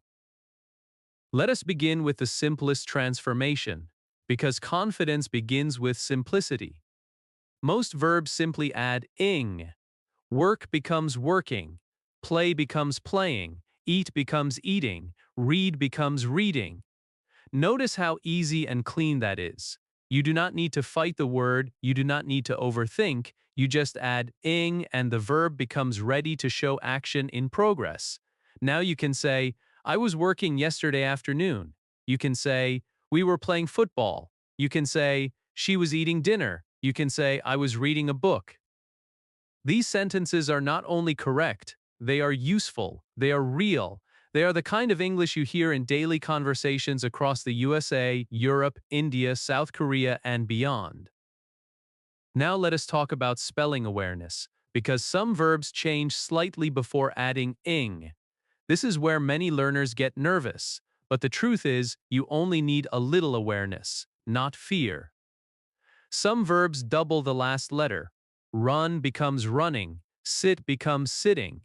That doubled letter is not there to confuse you. It is there because English spelling follows patterns that keep the sound consistent.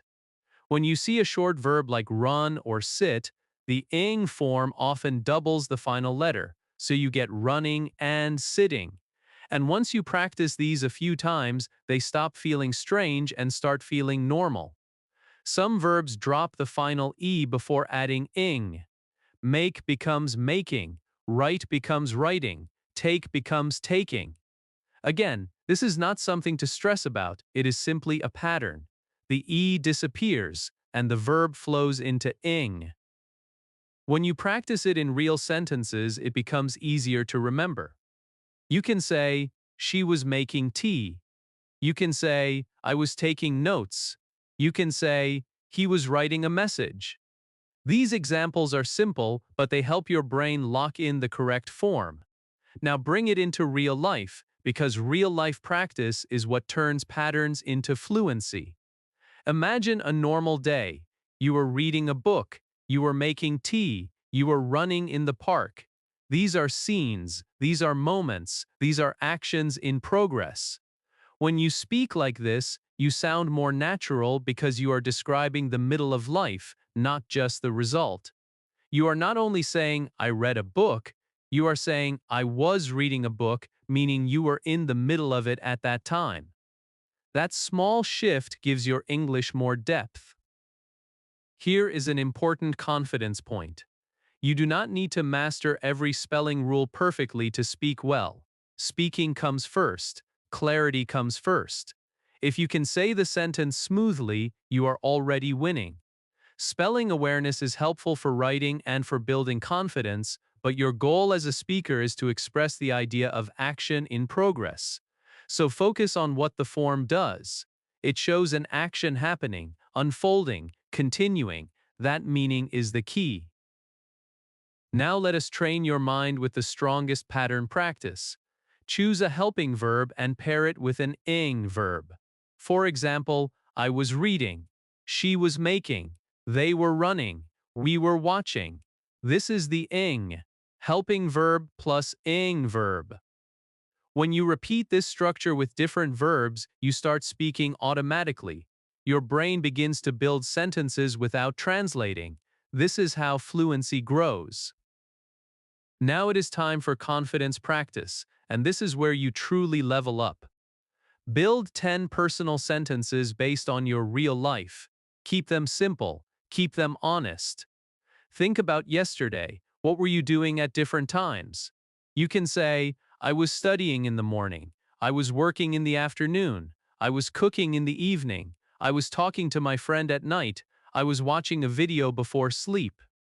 Now add a few more. I was writing notes. I was listening to music. I was cleaning my room. I was learning new words. I was practicing speaking. These sentences are not just practice, they are your life in English. If you want to make your practice even stronger, add time phrases. At 7 p.m. I was eating dinner. Yesterday evening I was sitting in my room. Last night I was watching a movie. These time phrases make your English more natural because they match how people really speak. They place your action clearly on the timeline. They make your story easier to follow. What you are building here is not only grammar. You are building the ability to describe moments. You are building the ability to paint pictures with words. You are building a voice that can express life with detail and clarity. And once you have this skill, you will notice something beautiful. Your listening improves too. You will start hearing continuous actions in movies and conversations. You will understand scenes better. You will feel more connected to English because it will start sounding familiar. The end goal is simple and strong. You form the structure correctly and confidently. You use the ing form naturally. You combine it smoothly with helping verbs. You describe actions in progress with ease. And when you can do that, your English becomes more human, more fluent, and more alive. Part 14. Describing past moments. Fluency is not only about saying what you did. Real fluency is about making someone feel what you lived. It is the difference between giving information and creating a scene. When you learn to describe past moments, your English changes. Your speaking becomes warmer. Your storytelling becomes clearer. Your words start painting pictures. And that is when people stop hearing you as a learner and start hearing you as a real communicator. This skill is powerful because life is made of moments, and moments are not only actions. Moments include surroundings, sounds, light, people, feelings, and small details that make the memory real. To describe a moment, you step into the middle of it. You do not rush to the ending. You slow down and show what was happening. You might say, I was sitting in my room. That sentence already creates a picture. We can imagine you there, but now you can add the world around you. You can say, the sun was shining, people were walking outside, the street was busy, or maybe the street was quiet. Suddenly, the listener is not just hearing about your past, they are seeing it. They are standing in that moment with you.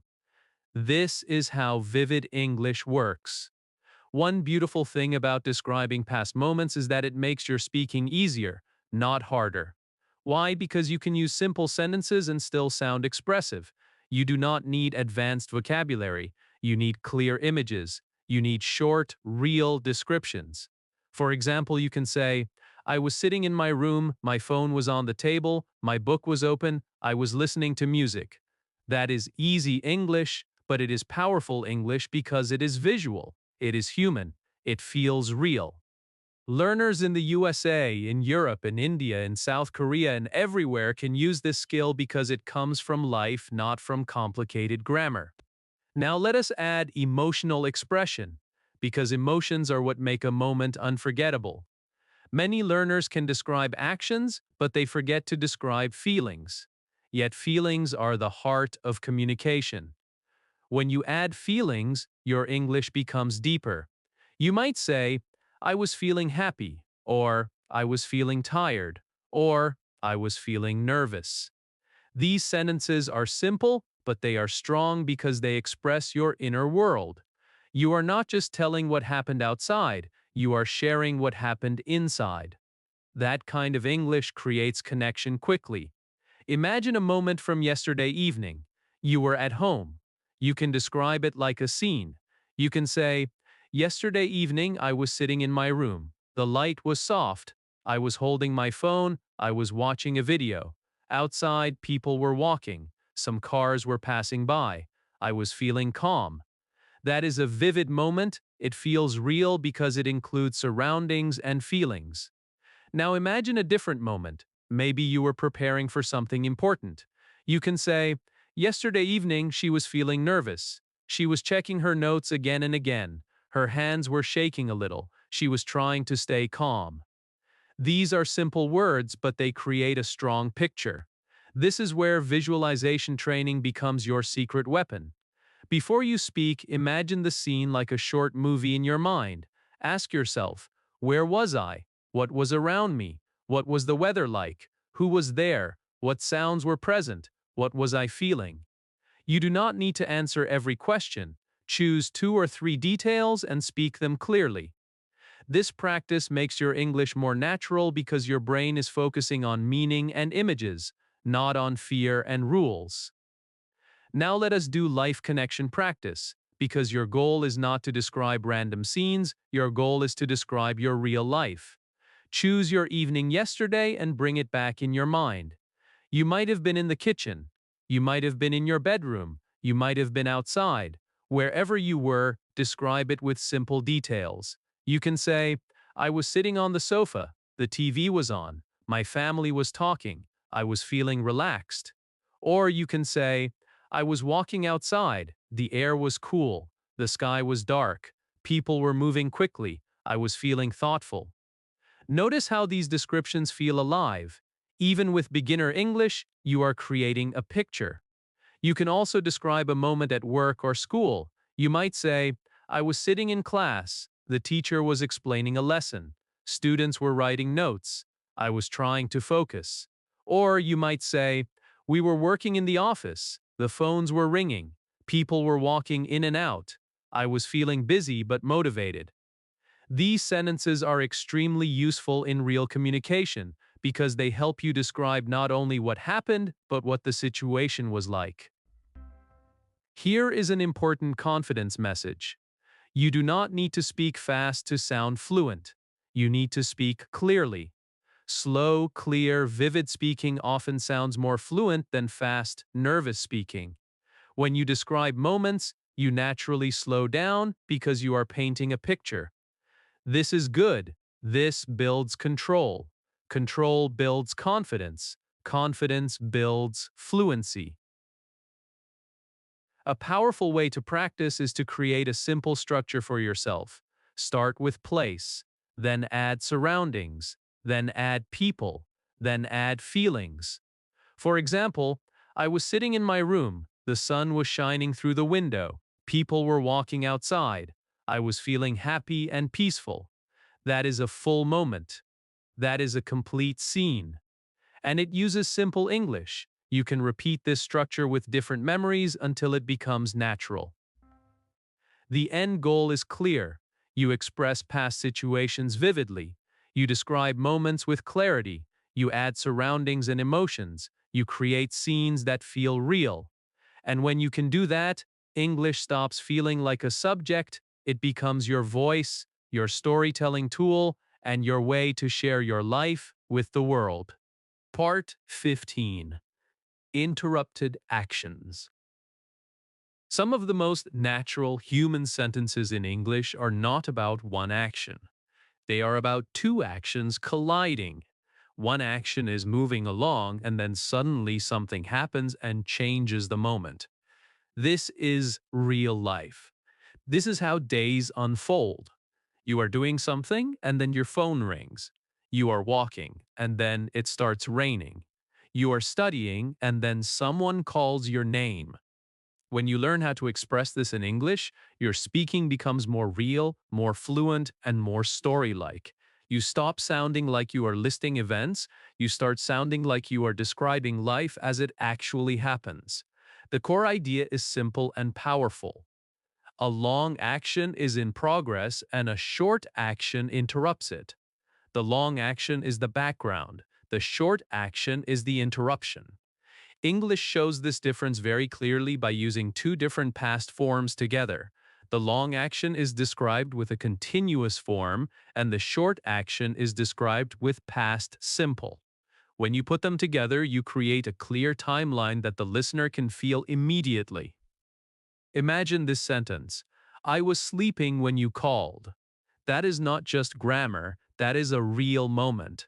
Sleep is the long action. It was happening, it was continuing. Then the call happened and interrupted it. The listener can picture it easily. The same pattern works in countless real-life situations. She was studying when the phone rang. Studying is the long action, the phone ringing is the interruption. They were walking when it started raining. Walking was continuing. The rain started suddenly. With these sentences, you are not just telling what happened, you are showing the scene, the timing, and the change in the moment. Let us train your mind with a clear timeline visualization. Picture a straight line. The long action is like a long road. It continues. It fills time. Then, in the middle of that road, a short event appears like a sudden dot. That dot changes the scene. That dot interrupts the flow. This is why English uses two different forms. The continuous form gives the feeling of the long road. The simple form gives the feeling of the sudden dot. When you understand this picture, you do not need to fear the structure. You simply describe what your mind already understands. Now let us make the structure feel easy. Start with the long action in progress. Use was or were plus an ing verb. Then add when. Then add the short action in past simple. That is the pattern you will hear everywhere in real English. I was sleeping when you called. She was studying when the phone rang. We were eating when the lights went out. He was driving when he saw the accident. These sentences appear in daily conversations in the USA, in Europe, in India, in South Korea, and in many other places because they describe the normal interruptions of life. This pattern is especially useful for storytelling. Think about how people tell stories. They often start by setting the background. Then they introduce the sudden change. I was sitting in my room when I heard a noise. We were talking when someone knocked on the door. They were playing outside when it started raining. These sentences create suspense. They create curiosity. They make the listener want to know more. That is why this skill is not only grammar, it is communication power. Now let us do real-life practice, because practice based on your own life builds fluency faster than practicing random sentences. Think about yesterday or last week. Can you remember a moment when you were doing something and something interrupted you? Maybe you were studying when your friend texted you. Maybe you were cooking when someone called you. Maybe you were watching a movie when the electricity went out. Choose one real memory. Now describe it with this pattern. Keep it simple, keep it clear. For example, I was watching a video when my brother came in. Or, I was walking home when it started raining. Or, I was sleeping when you called me. These are short sentences, but they carry real life inside them. Now strengthen the practice by adding one more detail after the interruption. This makes your story feel complete. You can say, I was sleeping when you called, so I answered slowly. Or, they were walking when it started raining, so they ran to find shelter. Or, she was studying when the phone rang, so she stopped and picked it up. Notice how your English becomes more story-like. It flows, it connects, it feels human. This skill also builds confidence because it gives you a natural way to explain situations clearly. In real life, people often ask why you did not answer, or why you were late, or what happened at a certain time. With this pattern, you can explain easily. I was driving when you called, I was working when you messaged, I was eating when you arrived. These are real answers. They sound natural, they sound fluent, they show that you can describe your timeline clearly. A common mistake learners make is using past simple for both actions, like I slept when you called. That sentence sounds like two separate completed actions, and it loses the feeling of interruption. Another mistake is using continuous for both actions, like I was sleeping when you were calling, which sounds strange in most situations. The clean and natural pattern is this. Long action in progress uses continuous. Short interrupting action uses past simple. When you keep that picture in your mind, your sentences become correct and natural. Here is a powerful confidence message you must remember. You do not need to speak like a textbook. You need to speak like life, and life is full of interruptions. When you can express interrupted actions, your English becomes more realistic because you can describe the way moments truly happen. This is the kind of English that makes conversation smoother and storytelling more engaging. And boo! The end goal is clear. You express interrupted past actions clearly and confidently. You create a timeline with your words. You make your listener understand what was happening and what suddenly happened. You gain storytelling ability.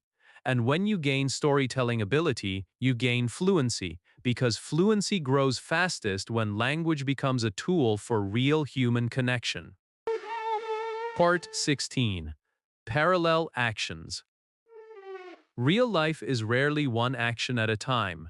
Most days you are doing two things together without even noticing it. You are eating while watching something. You are walking while thinking. You are studying while listening to music. You are cooking while talking to someone. This is normal human life, in the United States, in Europe, in India, in South Korea, and everywhere else. And English has a beautiful way to express this reality clearly. When you learn how to describe parallel actions, your speaking becomes more natural because you stop sounding like your life happens in separate boxes. You start sounding like a real person who can describe how moments truly flow. The core concept is simple. Two actions were happening at the same time. Not one action interrupting another. Not one action finished and then another started. Two actions together, side by side, like two streams moving at once. English often uses while to connect them, and it feels very natural in conversation. For example, I was listening to music while studying. That sentence immediately shows multitasking. It shows a real moment. It shows the scene. It feels human. Or, she was cooking while talking on the phone. Again, two actions together. Cooking was happening, and talking was happening at the same time. Or, they were laughing while walking. Both actions were in progress together. The listener can picture it easily. What makes this skill powerful is that it helps you describe daily routines in a way that sounds fluent and relaxed. Many learners can say, I studied, I listened to music. But when you combine them, your English becomes smoother and more advanced without becoming complicated. You can say, I was studying while listening to music. Notice what happens. The sentence becomes one natural flow. It sounds like real speech. It sounds like real life. You are not adding difficult grammar, you are simply connecting two actions that happen together. Now let us connect this to real situations, because this form is everywhere in daily routines. Think about mornings. Many people drink tea or coffee while checking their phone. Many people listen to news while getting ready. Many people talk to family while eating breakfast. These moments can be described easily. I was drinking coffee while checking my messages. We were eating breakfast while talking about the day. He was getting ready while listening to a podcast. These sentences are practical for beginners and also powerful for intermediate learners because they help you speak more naturally in longer, connected thoughts. Parallel actions also appear in family life and social life. Imagine a family dinner. People were eating while talking. Children were laughing while playing. Someone was cleaning while watching TV. These are normal scenes. And when you can describe them, you sound confident because you can express not only actions but the atmosphere of a moment. Your English becomes more descriptive, more vivid, and more connected. Now let us build a strong mental pattern, because this is where fluency becomes automatic. When you want to express two ongoing actions in the past, you use was or were with the ing form for both actions, and you connect them with while. That is the clean pattern. I was listening while studying. She was cooking while talking. They were laughing while walking. This pattern feels simple, and it is simple, but it creates advanced-sounding English because it mirrors how people speak naturally. It is also important to understand the difference between parallel actions and interrupted actions, because learners sometimes mix them. Parallel actions are two actions happening together for some time. Interrupted actions are one long action in progress and one short action that suddenly happens. In parallel actions, both actions are ongoing. In interruptions, one action is a quick event. Keeping this difference in your mind gives you control. Control creates confidence. Confidence creates fluency. Now let us do fluency practice in a way that feels real and personal. Think about a time yesterday when you were multitasking. Maybe you were studying while listening to music. Maybe you were eating while watching a video. Maybe you were walking while talking to a friend.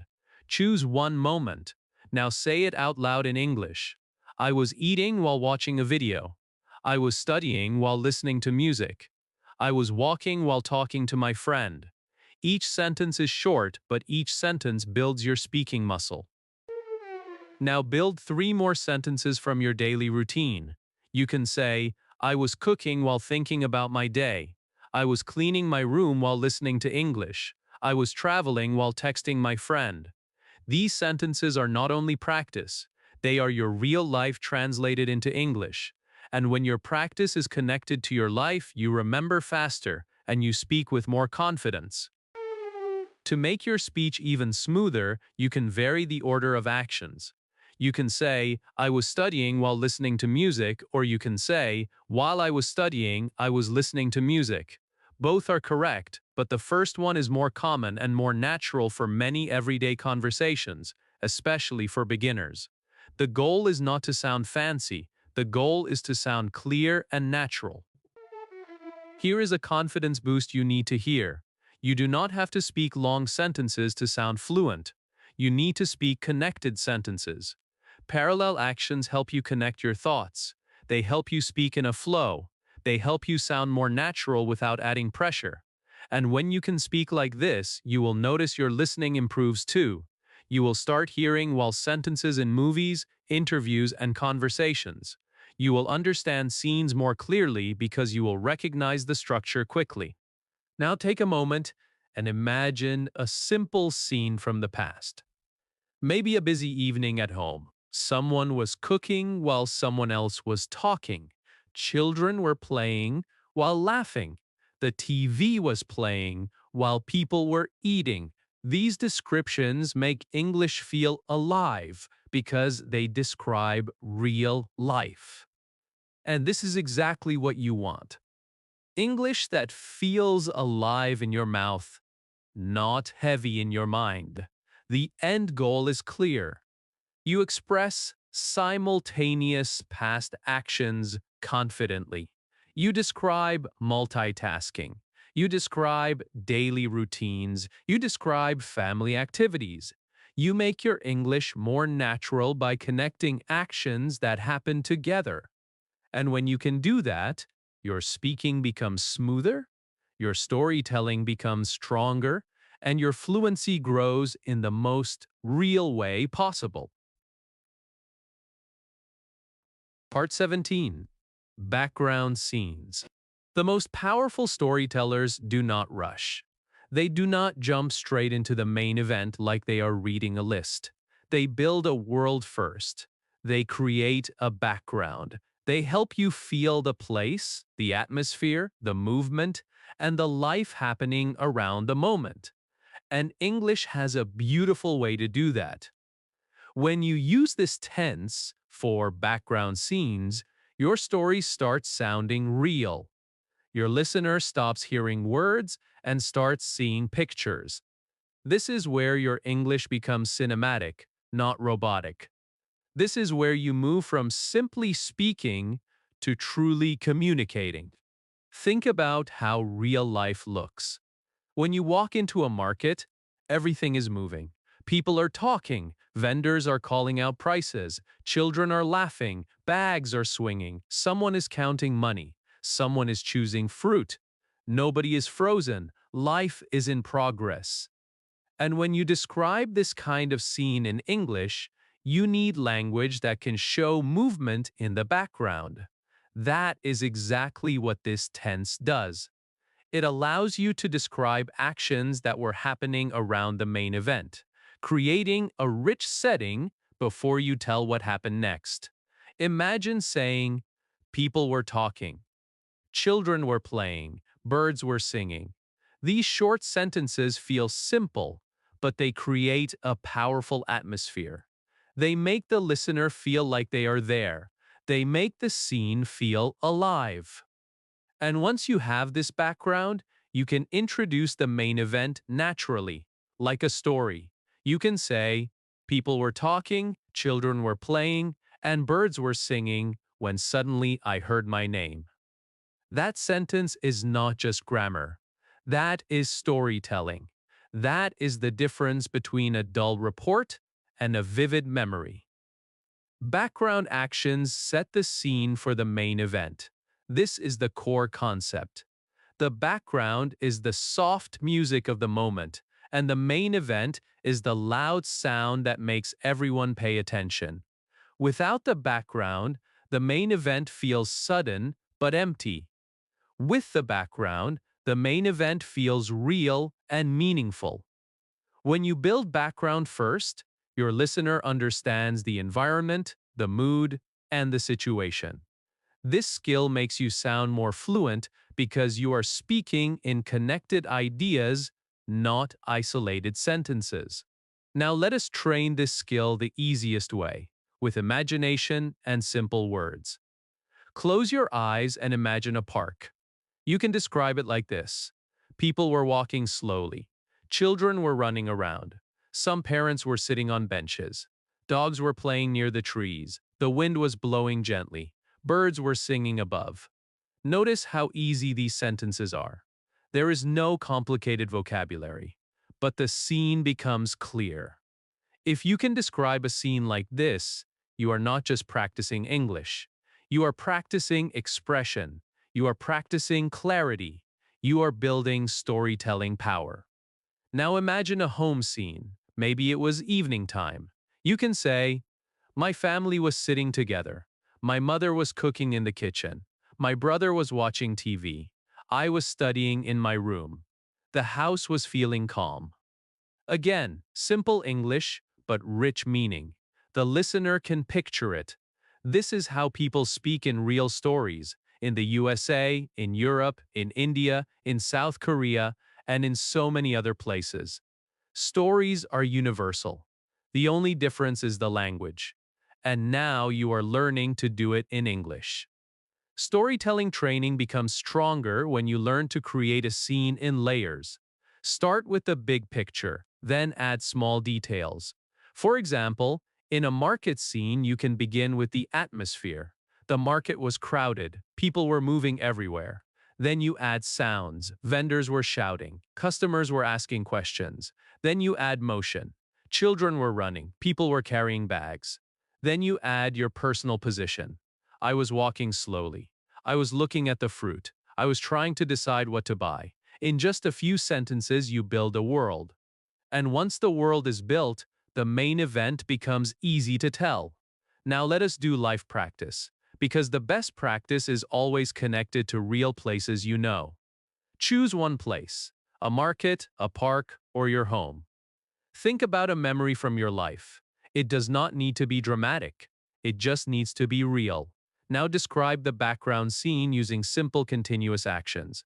If you choose a market, you can say, people were talking, sellers were smiling, someone was cutting vegetables, someone was weighing fruit, children were playing near their parents. If you choose a park, you can say, people were walking, kids were laughing, birds were singing. If you choose home, you can say, my family was talking, I was resting, the TV was playing quietly. These descriptions build your fluency because they train you to speak in scenes, not just sentences.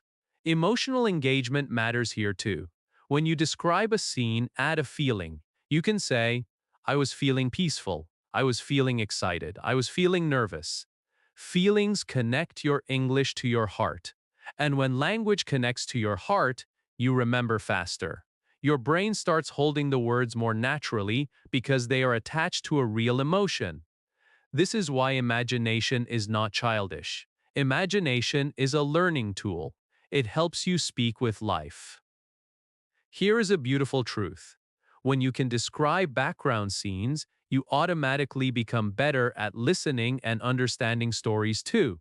You will start noticing how native speakers build scenes. You will hear phrases like, people were talking, we were sitting, it was raining, the music was playing. You will understand the atmosphere before the main action. And because you understand it, you will feel less lost. You will feel more comfortable in English.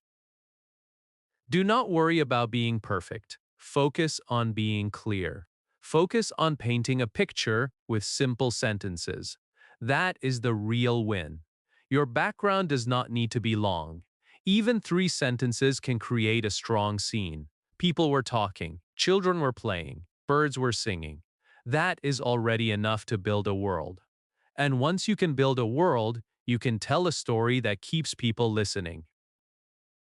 The end goal is strong and exciting. You create vivid storytelling backgrounds. You set scenes naturally. You connect language with imagination. You make your English feel alive.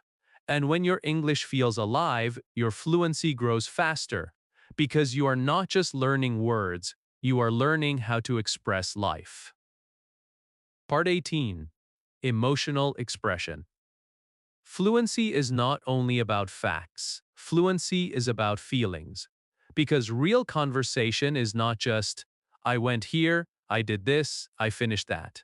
Real conversation is also, I was scared, I was proud, I was nervous, I was excited.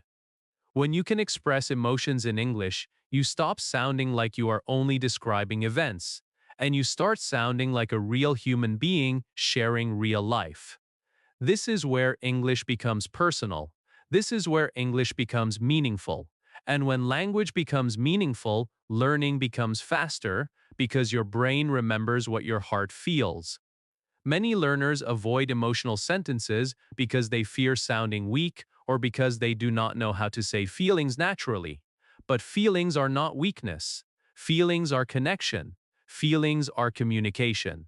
In the United States, in Europe, in India, in South Korea, and everywhere else, people talk about emotions all the time. They say things like, I was feeling stressed yesterday. She was feeling excited about the news. They were feeling nervous before the exam. These are normal sentences.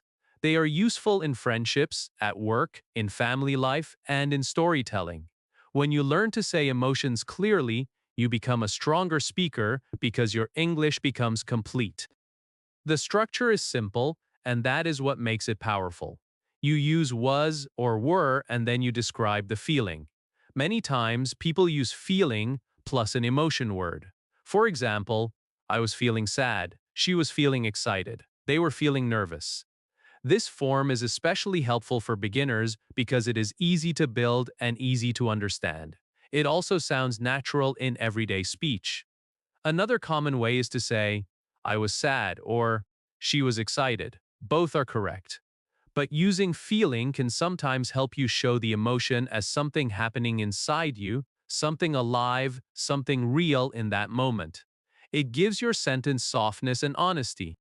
Now let us make these emotions real, because learning emotions as a list does not help. Emotions live in moments. So think about yesterday. Was there a moment when you felt tired? Maybe you were feeling tired after work or school. Was there a moment when you felt happy? Maybe you were feeling happy when you talked to someone you love. Was there a moment when you felt nervous? Maybe you were feeling nervous before a call, a message, or a meeting. These emotions are part of your life. And when you express them in English, your English becomes your voice, not just your lesson. Emotional expression is powerful in personal stories. Imagine you are telling someone about a difficult day. You can say, I was feeling stressed, so I stayed quiet. Or you can say, I was feeling sad, but I tried to stay strong. These are simple sentences, but they carry truth, and truth makes your English sound natural. Or imagine you are telling a happy story. You can say, I was feeling excited because I got good news, or she was feeling proud when she finished her work.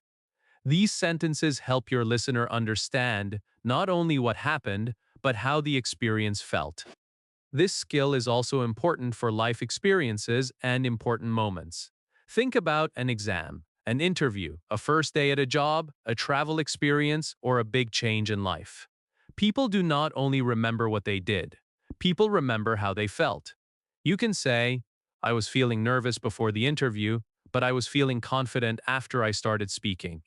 That sentence shows growth. That sentence shows a journey.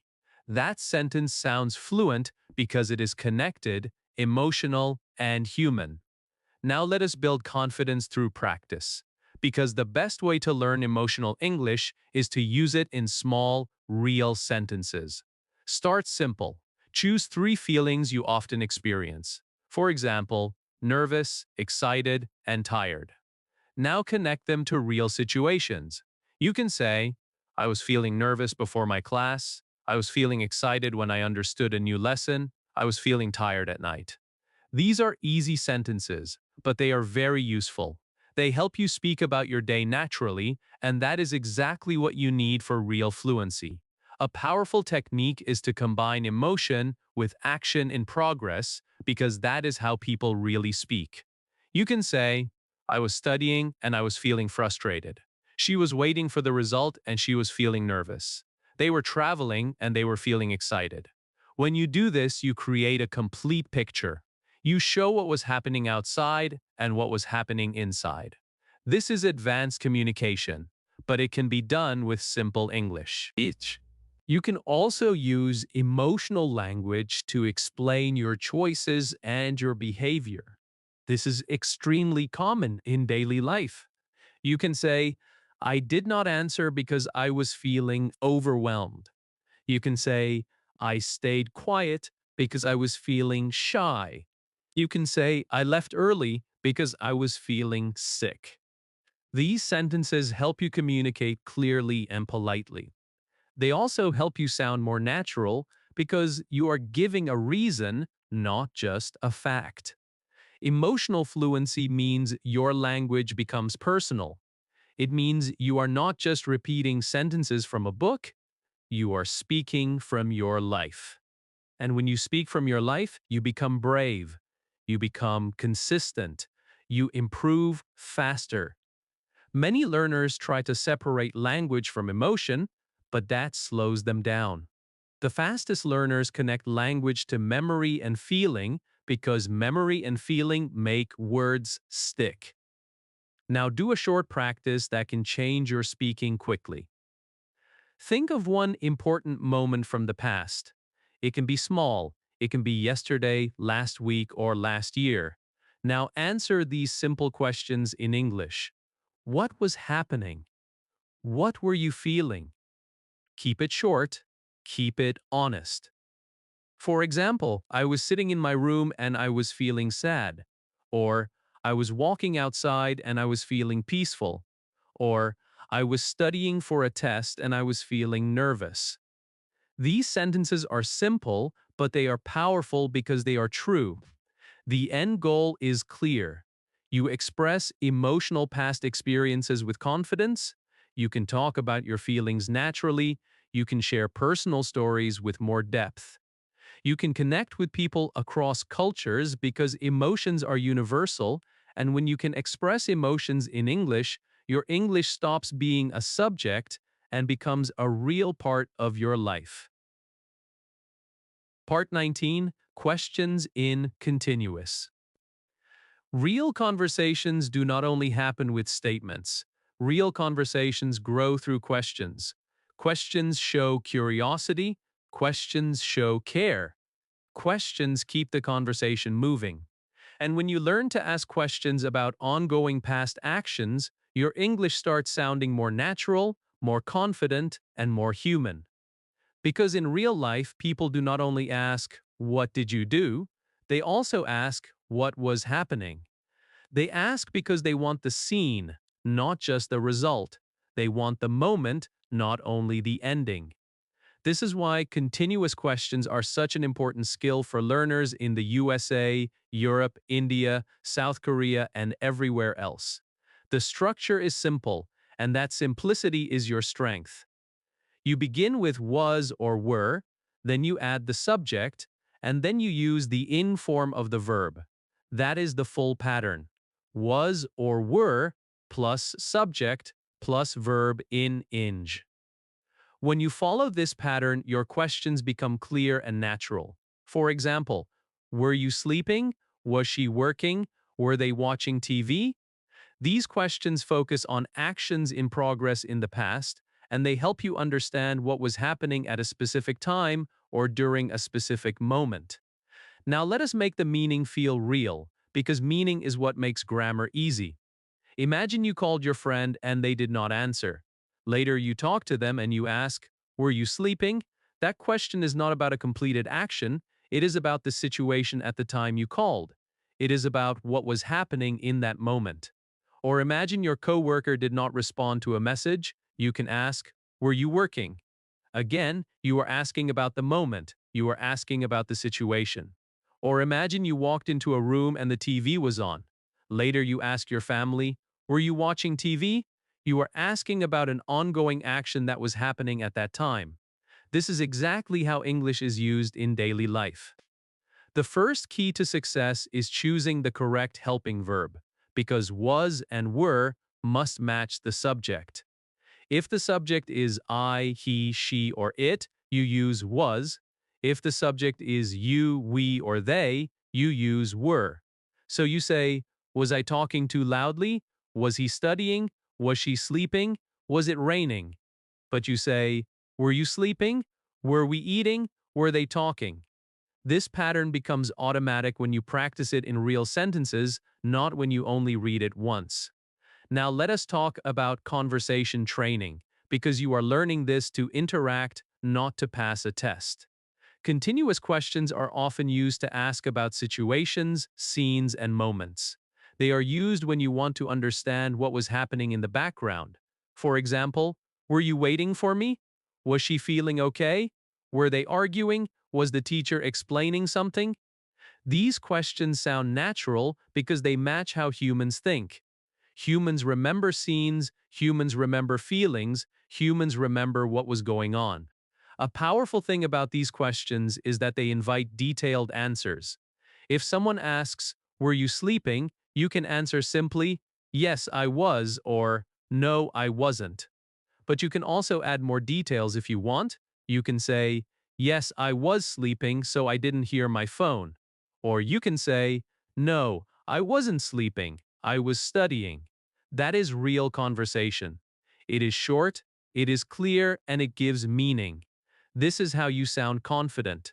You do not only answer with one word, you give a small, simple explanation. Now let us do real-life dialogue practice, because practice is what builds fluency.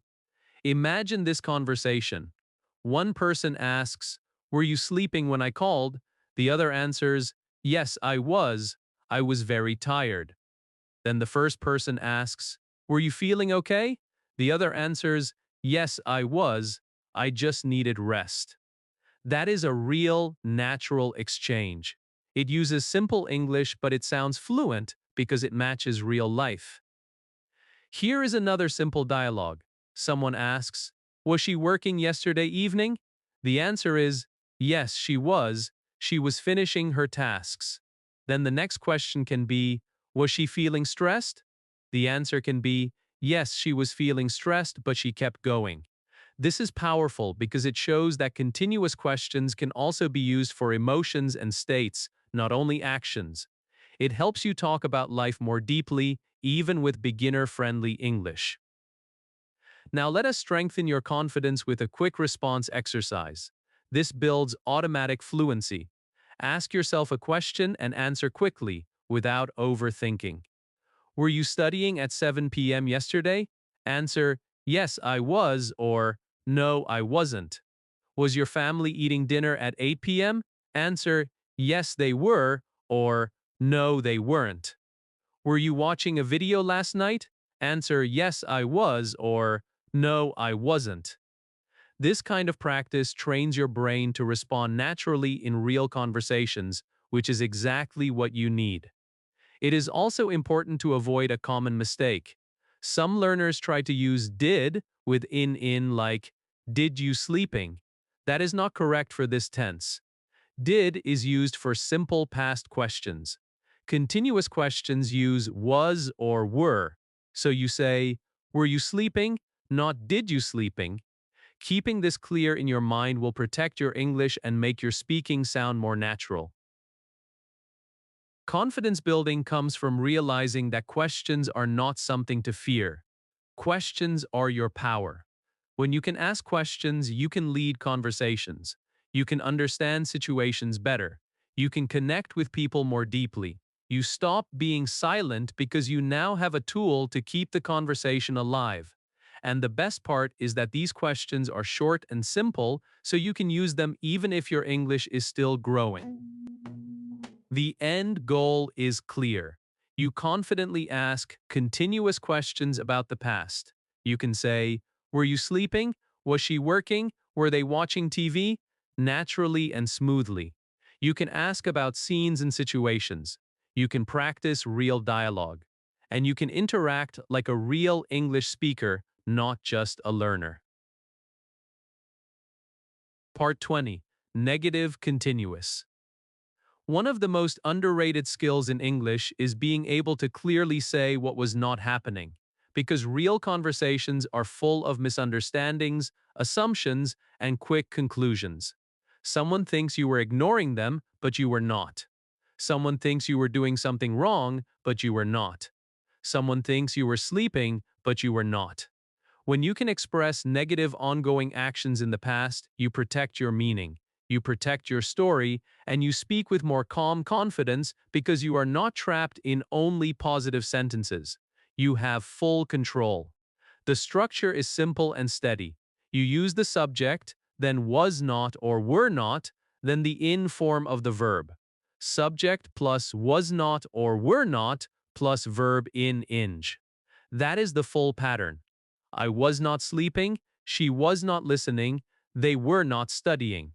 These sentences feel powerful because they are clear, they stop confusion, they correct misunderstandings, and they help you explain your situation honestly, whether you are speaking in the USA, Europe, India, South Korea, or anywhere else. Now let us make the meaning real. Imagine someone calls you and you do not answer. Later they say, "You were sleeping, right?" You can respond clearly, "I was not sleeping, I was working." That sentence does two things. It corrects the misunderstanding and it gives the truth. Or imagine a teacher thinks you were not paying attention. You can say, "I was not ignoring you, I was listening, but I was feeling nervous." That is real communication. It is polite, it is clear, it explains your situation without drama. A big part of fluency is clarity training. Clarity is not about sounding advanced. Clarity is about being understood. And negative continuous sentences are a clarity tool. They help you show that an action was not in progress at that time. Notice the focus. It is about a specific moment. You are not talking about your whole life. You are talking about what was happening or not happening in that moment. For example, I was not sleeping at 7 p.m. I was studying. That is specific. Or, they were not studying yesterday evening, they were playing games. Again, clear and specific.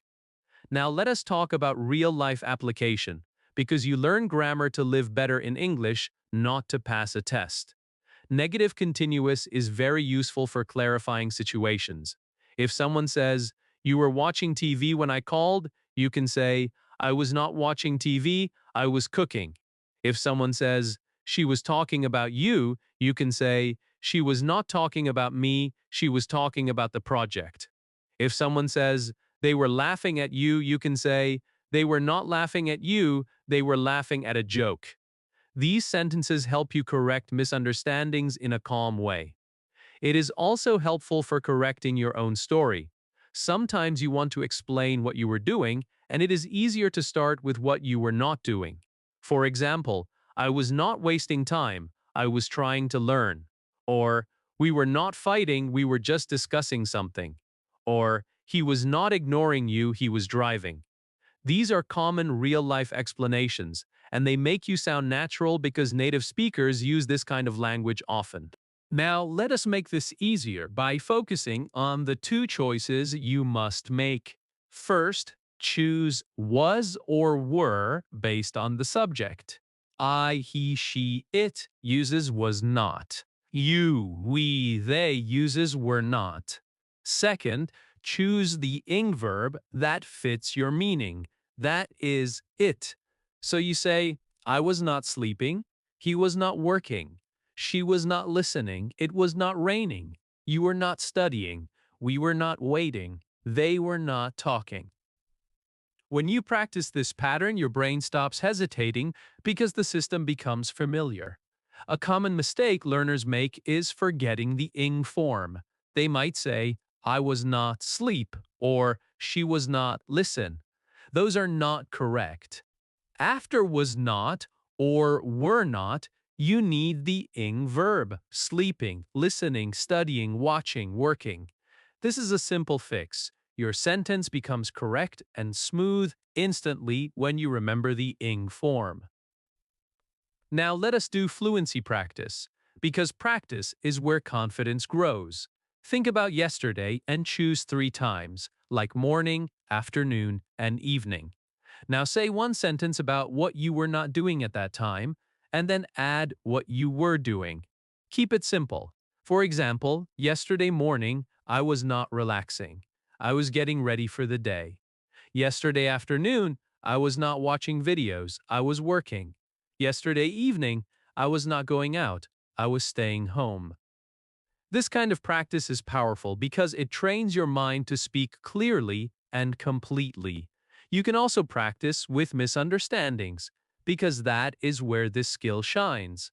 Imagine someone says something incorrect about you and you correct it politely. You can say, I was not ignoring you, I was busy, or I was not sleeping, I was studying, or we were not late on purpose, we were waiting for the bus.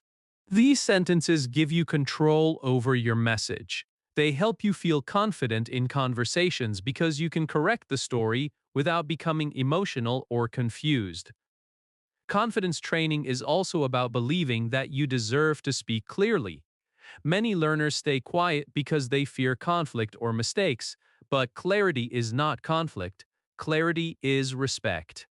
When you say, I was not doing that, you are not being rude, you are being honest, you are giving the correct information. And that is normal communication in every culture. The end goal is strong and practical. You express negative ongoing past actions clearly.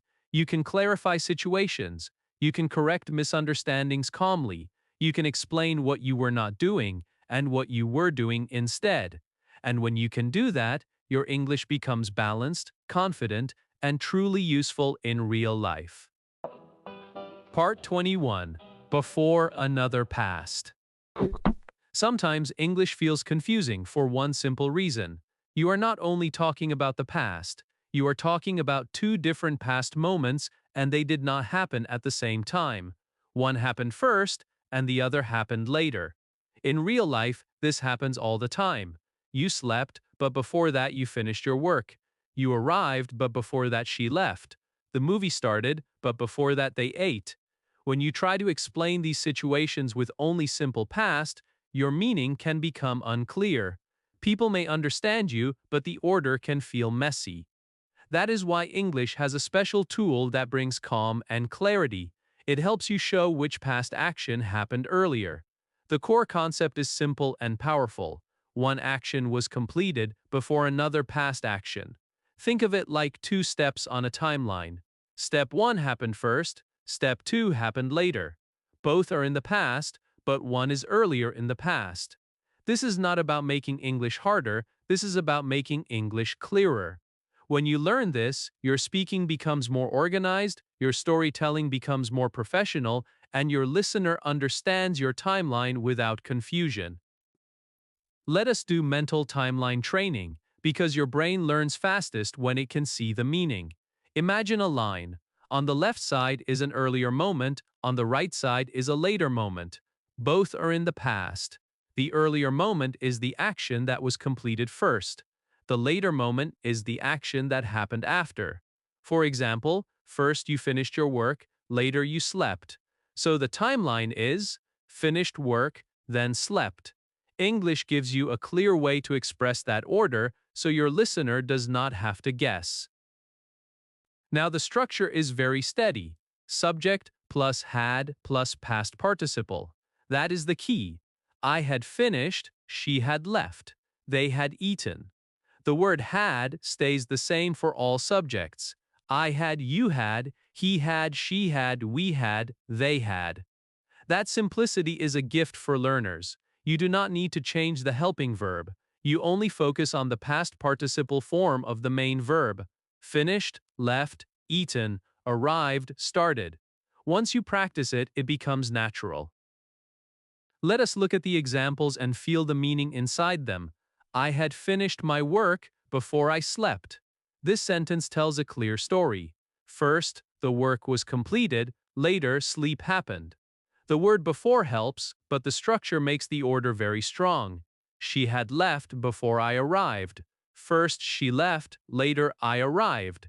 If you say, she left before I arrived, that can also be okay in many situations, but using had left makes the timeline extra clear, especially when the story is longer or when there is possible confusion. They had eaten before the movie started. First, they ate. Later, the movie started. The sentence becomes clean and easy to understand. This is extremely useful in real-life application. Think about times when you need to explain the order of events clearly. Maybe you missed a call. You can say, I had already left home when you called. Maybe you were late. You can say, the bus had already gone when I reached the stop. Maybe you want to explain why something happened. You can say, I was tired because I had worked all day. That sentence feels natural and clear. It shows that the working happened earlier and the tired feeling came after. This is the kind of English people use in real conversations in the USA, in Europe, in India, in South Korea, and everywhere else. Now let us talk about why this builds fluency. Fluency is not only about speaking fast, fluency is about speaking clearly with correct meaning. When you can control time and order, you sound more confident because your stories make sense. You stop sounding like you are jumping around. You start sounding like you are guiding the listener through your timeline step by step. That is real communication. A common mistake learners make is using simple past for everything and hoping the listener understands the order. Sometimes it works, but sometimes it creates confusion, especially when the story includes many actions. For example, if you say, I finished my work and I slept, the listener might think these actions happened one after the other, but the connection is not very clear. If you say, I slept after I finished my work, it becomes clearer. But when you say, I had finished my work before I slept, it becomes very strong and very organized. It shows the earlier past action clearly, and your listener feels the timeline instantly. Now let us do fluency practice in a simple, powerful way. Choose two actions from your real life. One happened first, and one happened later. Keep it basic. For example, first you ate breakfast, then you went to work. You can say, I had eaten breakfast before I went to work. Or, first you finished studying, then you watched a video. You can say, I had finished studying before I watched a video. Or, first you took a shower, then you left home. You can say, I had taken a shower before I left home. These sentences are simple, but they train your brain to control order. Now take it one level deeper. Explain two past events that happened close together, where the order matters. For example, you arrived somewhere, but the person was already gone. You can say, I arrived, but she had already left. This is very common in real English. The phrase had already is a strong signal that the action happened earlier. Another example is, the meeting started, but I had not arrived yet. Again, clear order. Again, natural English. Confidence grows when you realize this tense is not a scary rule, it is a storytelling tool. It helps you speak about life with clarity. It helps you explain why things happened. It helps you show cause and effect in the past. And once you can do that, your English sounds more mature, more accurate, and more confident. The end goal is clear. You understand how to express earlier past actions clearly. You can describe two events in the correct order without confusion, you can explain life situations smoothly, and you can tell your story in a way that makes people listen and understand you easily. Part 22. Had structure. One of the biggest relief moments in English learning happens when you realize something important. Not everything has a long list of changes. Not every grammar form is full of confusing rules. Some structures are simple, consistent, and powerful, and once you learn them, you feel like you can finally breathe. That is exactly what happens with had. Had is one of the most beginner-friendly helping verbs because it does not change for different subjects. It stays the same. It stays steady, and that steadiness gives you confidence. The universal rule is beautiful and simple. Had works with all subjects. I had, you had, he had, she had, it had, we had, they had. No special changes, no extra forms, no guessing. This is why learners around the world, whether in the USA, Europe, India, South Korea, or anywhere else, can learn it quickly and use it naturally. It is one of those grammar tools that feels logical and supportive, not stressful. Now let us connect had to meaning, because meaning is what makes structure stick. Had helps you show an earlier action in the past, often completed before another past moment. But in this lesson, the focus is the structure itself, so your brain learns the pattern without fear. Subject plus had plus past participle, that is your formula. And once you own that formula, you can build clear sentences that sound strong and fluent. Let us look at simple examples and feel how consistent they are. I had studied English, she had completed her work, they had gone home. Notice something important. The subject changes, but had stays the same. That is your anchor. The only thing that changes is the main verb form after had, which must be the past participle. Studied, completed, gone. This is where learners sometimes hesitate, but the confidence trick is to keep your attention on had first. If you get had correct, you have already built half of the sentence. Then you simply choose the past participle form of the verb you need. Now let us build your confidence even more by practicing with all subjects. This is not about memorizing like a robot, this is about training your mouth and your brain to feel the rhythm. You can say, I had studied English, you had studied English, he had studied English, she had studied English, it had worked well, we had studied English, they had studied English. When you do this, something changes inside you. You stop thinking of grammar as a hard subject. You start feeling it as a speaking pattern. And speaking patterns are easier to remember than rules. This structure becomes even more powerful when you use it for real-life communication. Imagine you are explaining your day. You can say, I had completed my work before I relaxed. Imagine you are explaining a situation. You can say, she had gone home before I arrived. Imagine you are talking about learning progress. You can say, I had studied English for months before I started speaking confidently. These sentences sound mature and organized, and they are built from one steady base. Had plus past participle. Now let us talk about confidence training, because many learners fear the past participle form, especially with irregular verbs. But you do not need to fear it, you need a smart strategy. Start with the most common verbs you use in daily life. Go becomes gone, eat becomes eaten, see becomes seen, do becomes done, take becomes taken, write becomes written.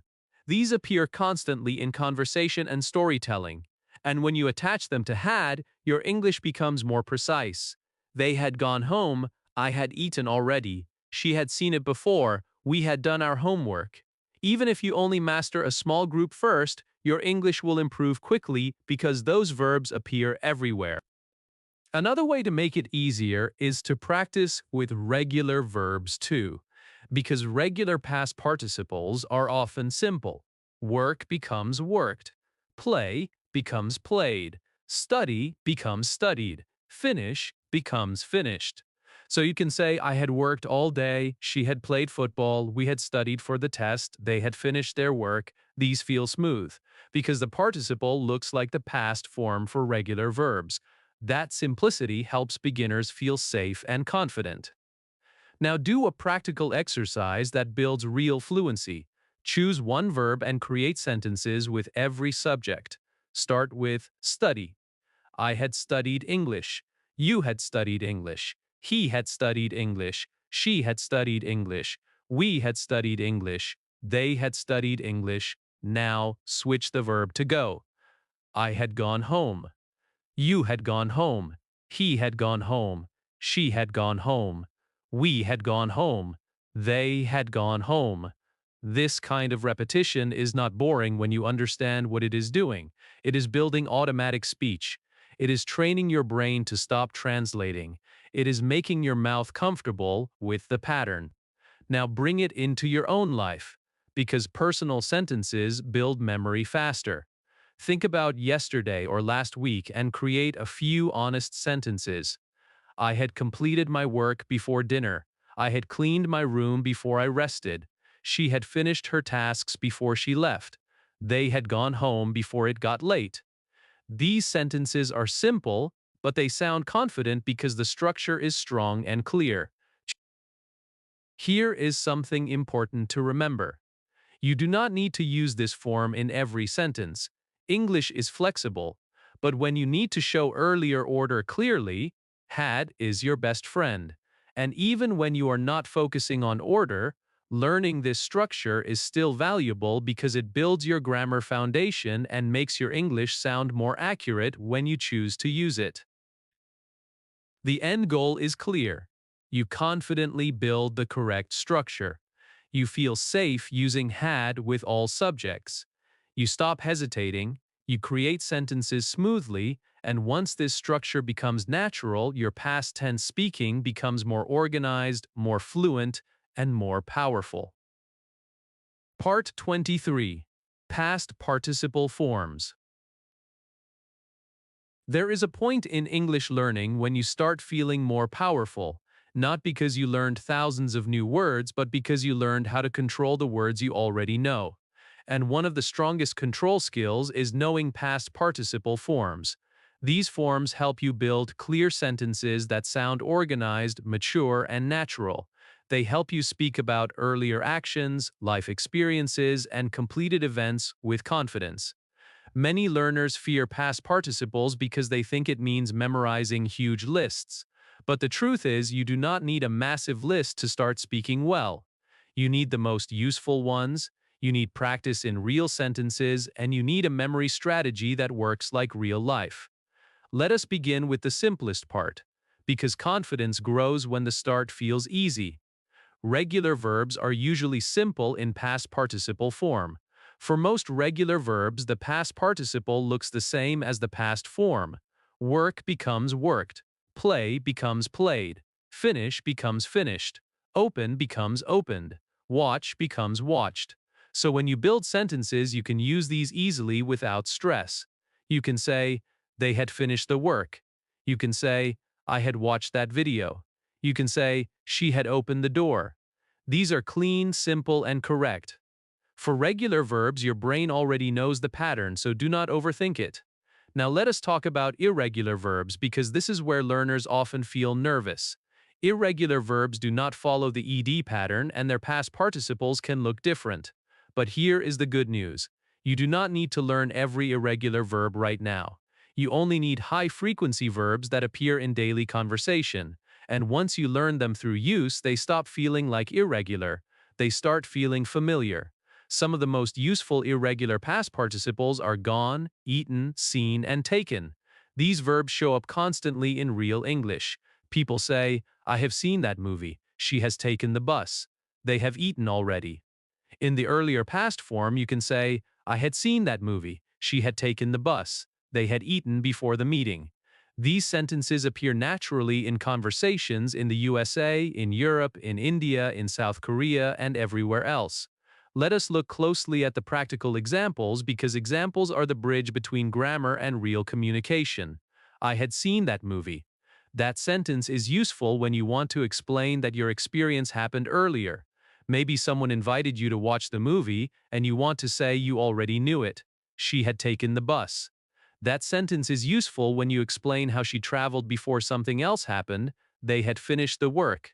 That sentence is useful in school, office life, and daily tasks because finishing tasks before something else happens is a common story. The more you practice these examples, the more natural they become. Now here is the memory strategy that changes everything. Learn through use, not memorization. This means you do not sit with a list and try to force your brain to remember. You choose a small group of high-frequency verbs and you use them in your own sentences every day. Your brain remembers what it uses. Your brain forgets what it only sees once. So the goal is to build a habit of using participles in real speaking practice. Here is a simple way to do it. Pick 5 verbs that are common in your life. For example, go, eat, see, take, and finish. Now create one sentence for each. I had gone home before it got late. I had eaten breakfast before work. I had seen that video before. I had taken the bus yesterday. I had finished my task before dinner. These sentences are not fancy, but they are strong. They train your mind to connect meaning with form. After a few days, you will not need to remember gone or eaten. You will simply know them because they become part of your speaking. Now let us talk about how to grow this skill without pressure. Do not try to learn 50 participles at once. Learn 10 that you truly use. In real conversations, a small group of verbs appears again and again. Go, come, do, make, get, take, give, see, eat, drink, write, read. If you build participle confidence with these, your English will improve quickly. The goal is practical fluency, not perfect knowledge of every verb in the language. One reason participles feel hard is because learners mix the past form with the participle form, especially with irregular verbs. For example, some learners might say, I had went, which is not correct. After had, you need the past participle, so you say, I had gone. Some learners might say, I had ate, but you need the participle, so you say, I had eaten. This is why practice matters. The more you use the correct forms in real sentences, the less you make these mistakes. Mistakes do not mean you are weak, mistakes mean you are learning. But practice helps you correct the pattern faster. Now do a quick fluency exercise that builds automatic control. Say these sentences out loud slowly, then repeat them again with more speed. I had seen it, she had taken it, they had finished it, we had gone home, I had eaten already. When you repeat, do not rush. Focus on clarity. Focus on feeling comfortable. Comfort is more important than speed. When you feel comfortable, speed comes naturally later. Now bring it back to your own life, because real learning becomes stronger when it becomes personal. Think of one small story from your week where order matters. Maybe you reached somewhere but it was already closed. You can say, I arrived but the shop had closed. Maybe you missed someone. You can say, I called but she had gone out. Maybe you were not hungry because you already ate. You can say, I was not hungry because I had eaten earlier. These are real sentences that people use every day. When you can say them confidently, your English becomes more accurate and more natural. The end goal is clear. You use past participles correctly. You stop guessing. You build confidence with the most useful regular and irregular forms. You learn through use, not memorization. And when you own these forms, your ability to speak about the past becomes more powerful, more organized, and more fluent. Part 24. Event Sequences. Life is not random. Even when your day feels messy, your actions still happen in an order. You wake up, then you do something, then something else happens, and suddenly the day is over. The problem for many English learners is not that they cannot talk about the past. The problem is that their story sounds confused because the order is unclear. The listener may understand the words, but the timeline feels mixed. That is why learning how to describe event sequences is so powerful. It helps you speak with structure. It helps you explain what happened first, what happened next, and why something happened. When you can control sequence, your English starts sounding organized and confident. The core concept is simple. Life events happen in order, and this tense helps clarify that order when you talk about two past actions. It shows that one action was completed before another past action happened. It is like giving your listener a map. Without the map, they may still reach the destination, but they feel lost. With the map, they understand the journey clearly. And clear communication is what builds real fluency. Look at a simple example and feel how it creates order. I had eaten before I went to school. That sentence is very clear. First, eating happened. Later, going to school happened. If you only say, I ate and I went to school, it is still okay, but the sequence is not as strong. When you say, I had eaten before I went to school, your listener immediately understands the timeline. Another example is, she had studied before the exam. That is logical. Studying happened earlier. The exam happened later. Another example is, they had prepared before the meeting. Preparation happened first, the meeting happened after. These sentences are common in real English because people often explain how they got ready before an event. Now let us connect this to storytelling training because storytelling is one of the fastest ways to build fluency. Stories are not only about what happened, stories are about how events connected. When you describe events step by step, your listener stays with you. Your story feels smooth, and you feel confident because you are not rushing. You are guiding. Imagine telling a simple story about your morning. You can say, I had taken a shower before I left home. I had eaten breakfast before I got on the bus. I had checked my bag before I walked out the door. Notice how calm and clear this sounds. The sequence is easy to follow. It feels organized like a real speaker. This skill also helps you develop logical thinking in English. Many learners can say actions, but they struggle to express cause and sequence. Cause and sequence are what make your speech strong.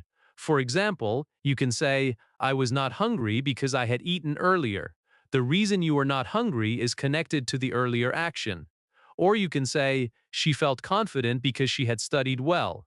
Again, the feeling is connected to the earlier action. This is advanced communication, but it can be done with simple English. And that is the kind of fluency you want. Not fancy words, but clear logic.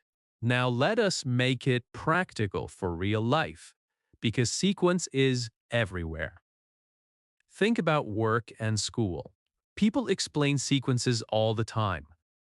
I had prepared my notes before the presentation started. We had discussed the plan before we made the decision. They had completed the task before the deadline arrived. These are natural sentences in the USA, in Europe, in India, in South Korea, and in many other places because organization and timing matter everywhere. When you can speak like this, people trust your communication more because your timeline makes sense. A helpful way to practice is to think in pairs. Choose two actions from your life, one earlier and one later. Then connect them with before. For example, I had finished my homework before I watched TV. I had cleaned my room before my friend came. She had called me before I left. They had eaten before the movie started. When you practice in pairs, your brain learns to see sequence automatically. You stop guessing which action came first because you are training your mind to place events on a timeline. Now let us do a short step-by-step practice that feels real.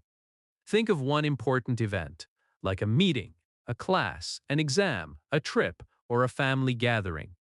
Now ask yourself, what did you do before that event? Maybe you studied. Maybe you prepared clothes. Maybe you cooked something. Maybe you traveled. Now describe it. I had studied before the exam. I had prepared my clothes before I went out. I had cooked dinner before my guests arrived. I had charged my phone before I left home.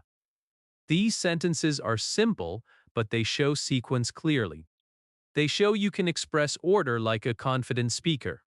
Now imagine you are telling a story to a friend, and you want to make it clear.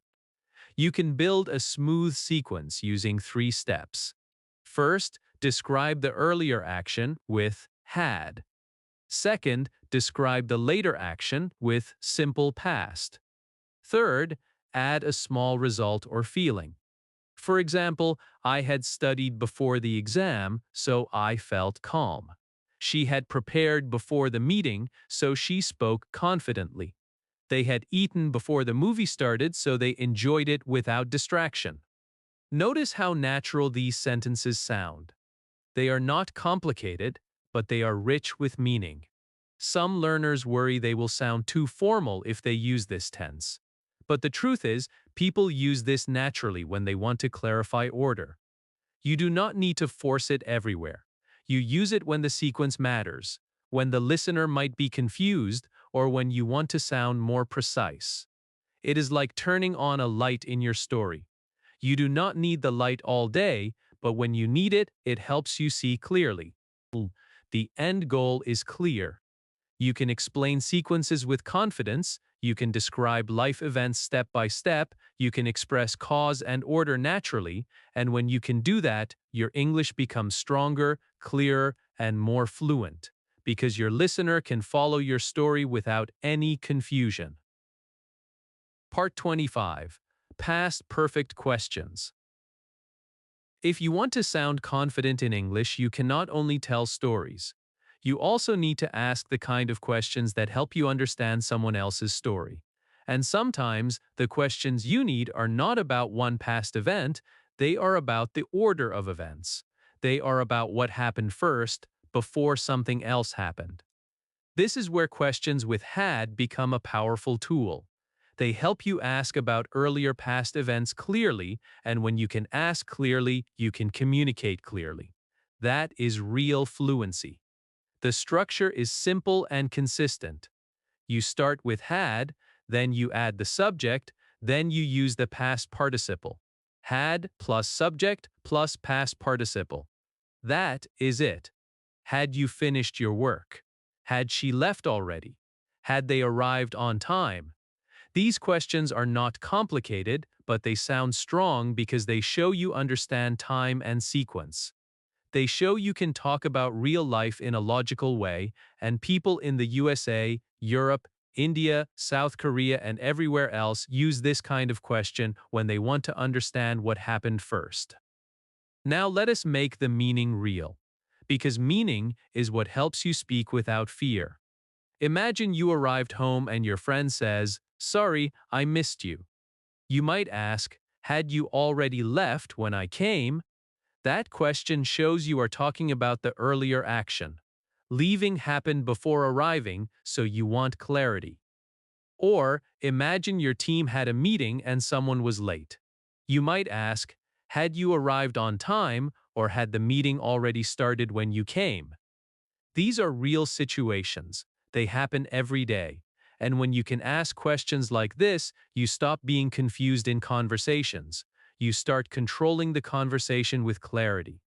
These questions are also common in friendly daily communication. Let us say someone looks tired and you want to understand why. You can ask, "Had you slept well last night?" Or, if someone looks relaxed, you can ask, "Had you finished your work before you came here?" These questions show care and curiosity. They are not only grammar, they are social tools. They help you connect with people naturally. Now focus on a key confidence point. Had does not change with the subject. That makes this easy. Had I, had you, had he, had she, had we, had they. It stays the same, so you do not waste energy trying to remember different forms. You only focus on the verb after had, and that verb must be the past participle.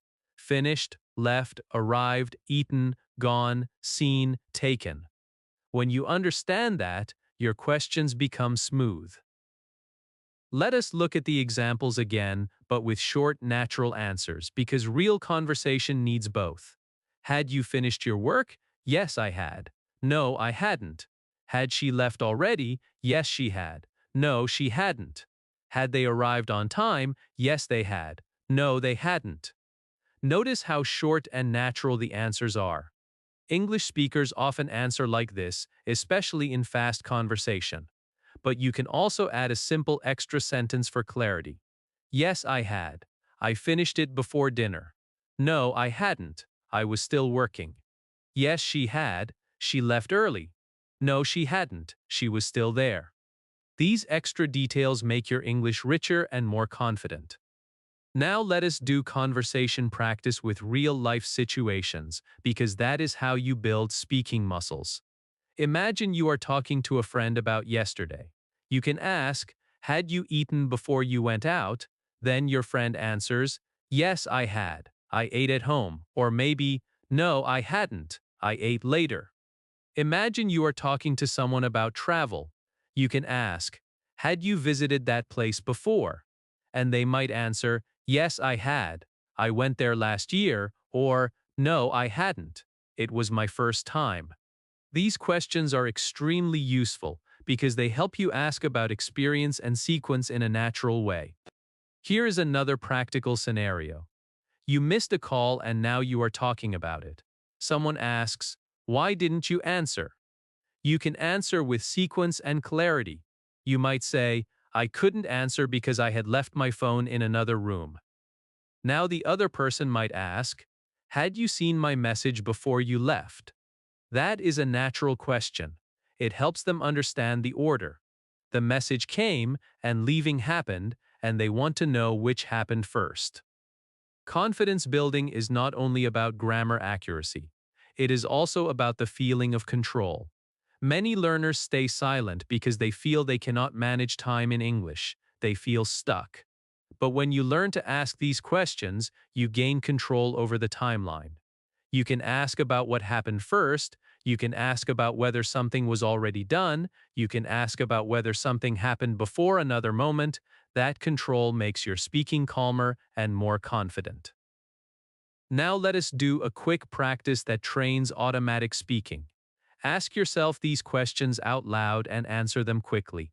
Had you eaten before you left home yesterday? Yes, I had. Had you finished your work before you slept? No, I hadn't. Had your friend called you before you went outside? Yes, they had. Had your family eaten dinner before you came home? No, they hadn't. This practice is simple, but it builds speed and confidence. The goal is not perfection. The goal is comfort. One common mistake learners make is using the past form instead of the past participle, like, had you went. That is not correct. After had, you need the participle, so you say, had you gone. Another mistake is forgetting that had comes first in the question. You do not say, you had finished, in formal question form. You say, had you finished? In real spoken English, people sometimes use a rising tone like, you had finished, but for strong and clear practice, learn the clean structure first. The end goal is clear. You ask questions confidently about earlier past events. You can use had plus subject plus past participle naturally. You can ask and answer in real conversation situations, and when you can do that, your English becomes more interactive, more fluent, and more powerful, because you are not just telling your story, you are also understanding other people's stories with clarity. Part 26. Past, perfect, negative. There is a special kind of misunderstanding that happens in real life, and it happens everywhere, in the USA, Europe, India, South Korea, and beyond. People assume something was already done. People assume you already knew. People assume you already arrived. Then you have to explain calmly, no, it wasn't done yet. No, I didn't see it. No, they didn't arrive. When you can express that kind of meaning clearly in English, you stop feeling stuck. You stop feeling like you have to explain too much. You can say one strong sentence and the listener understands immediately. That is the power of the negative form here. The core purpose is simple. You want to express an action that had not happened before another past moment. This is not just grammar, this is clarity. This is the language you use when something was incomplete, when something did not happen yet, when something was missing at that time. The structure is steady and consistent, which is great for beginners and also useful for intermediate learners. Subject plus had not plus past participle. That is the full pattern. I had not finished, she had not seen, they had not arrived. Had does not change for subjects, so you do not waste energy remembering different forms. You can focus on meaning and speaking. Let us look at the examples and feel the real life inside them. I had not finished my work. This sentence is useful when someone thought you were already done, but you were not. It shows that at that time in the past, the work was still incomplete. She had not seen the message. That is a very common situation in modern life. Someone sends a message and expects an answer, but she did not see it yet at that time. They had not arrived yet. This is also very common. Someone was waiting, an event was starting, but they were not there by that past moment. When you use yet, it makes the meaning even clearer that the action was still not completed at that time. Now let us connect it to real-life application, because this is where your English becomes useful. Imagine you went to a meeting and someone asked, "Did you send the email before the meeting started?" You can say, "I had not sent it yet." That sentence is short, honest, and clear. Or imagine someone says, "Why didn't she reply?" You can say, "She had not seen the message." Or imagine your friend says, "We started without them." You can say, "They had not arrived yet." These sentences help you explain incomplete actions without sounding confused. This form is also perfect for explaining why something happened. For example, "I was stressed because I had not finished my work." That sentence has logic, it has cause, it has sequence. Another example, "She was upset because she had not heard the news." Another example, "We left early because we had not received confirmation." These sentences sound mature, but they are built from simple pieces, and this is exactly what you want. High-value English with simple building blocks. Now let us talk about confidence and common patterns, because learners often worry about sounding too formal. But in real English, people often shorten had not to hadn't, especially in speaking. You might hear, "I hadn't finished my work." "She hadn't seen the message." "They hadn't arrived yet." This sounds natural and smooth. For learning, it is good to know both. Had not is clear and strong. Hadn't is natural and conversational. You can use either depending on your comfort and the situation. One common mistake learners make is using the past form instead of the past participle after had not. For example, "I had not went" is incorrect. The correct form is "I had not gone." Another example, "She had not saw" is incorrect. The correct form is "she had not seen." This is why practice matters. The structure is simple, but the verb form must be correct. The good news is that you do not need to learn every participle at once. You only need the most common ones first, and you practice them in sentences that match your life. Now let us do a fluency practice that builds real speaking skill. Think about a past moment when something was not completed. It could be yesterday, last week, or last month. Maybe you were late because your work was still not done.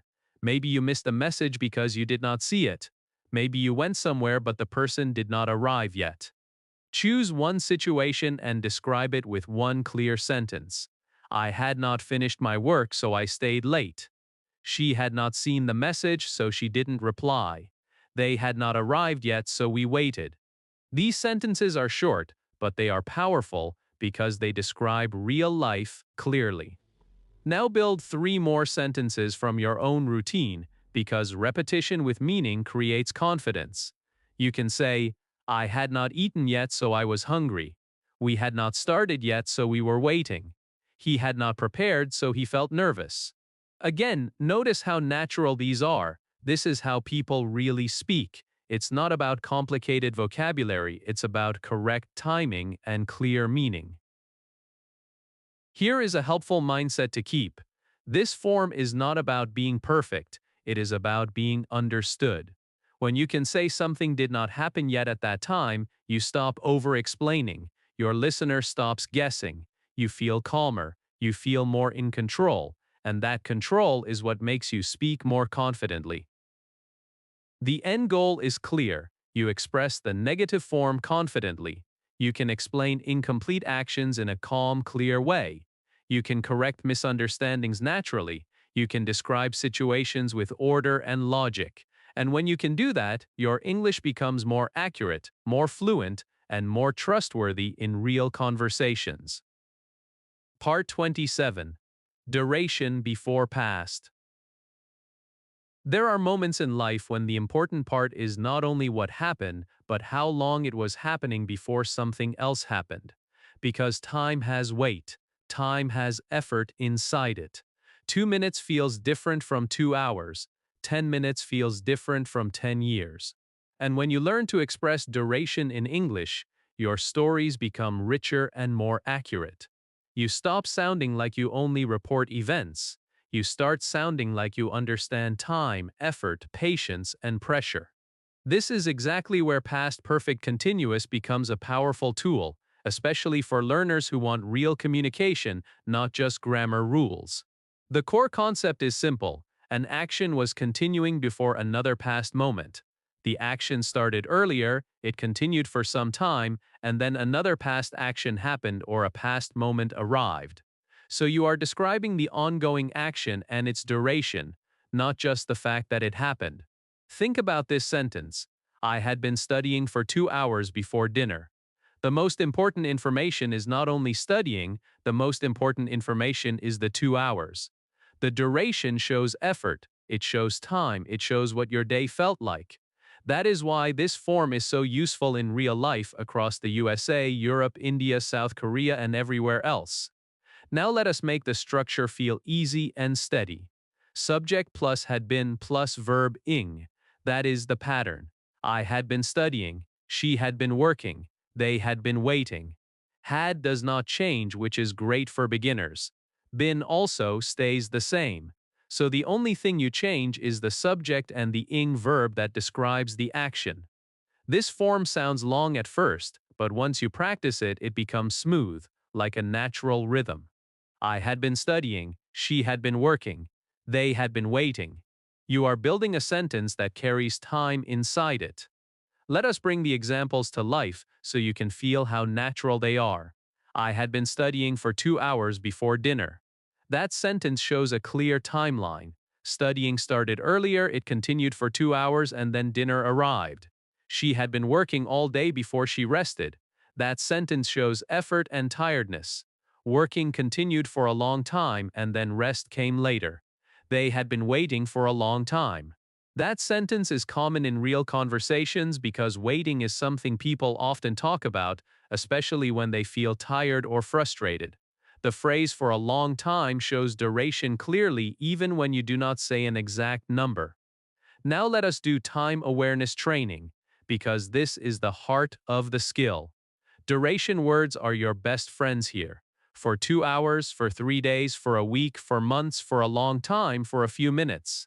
These phrases connect your action to time, and time is what makes the meaning strong.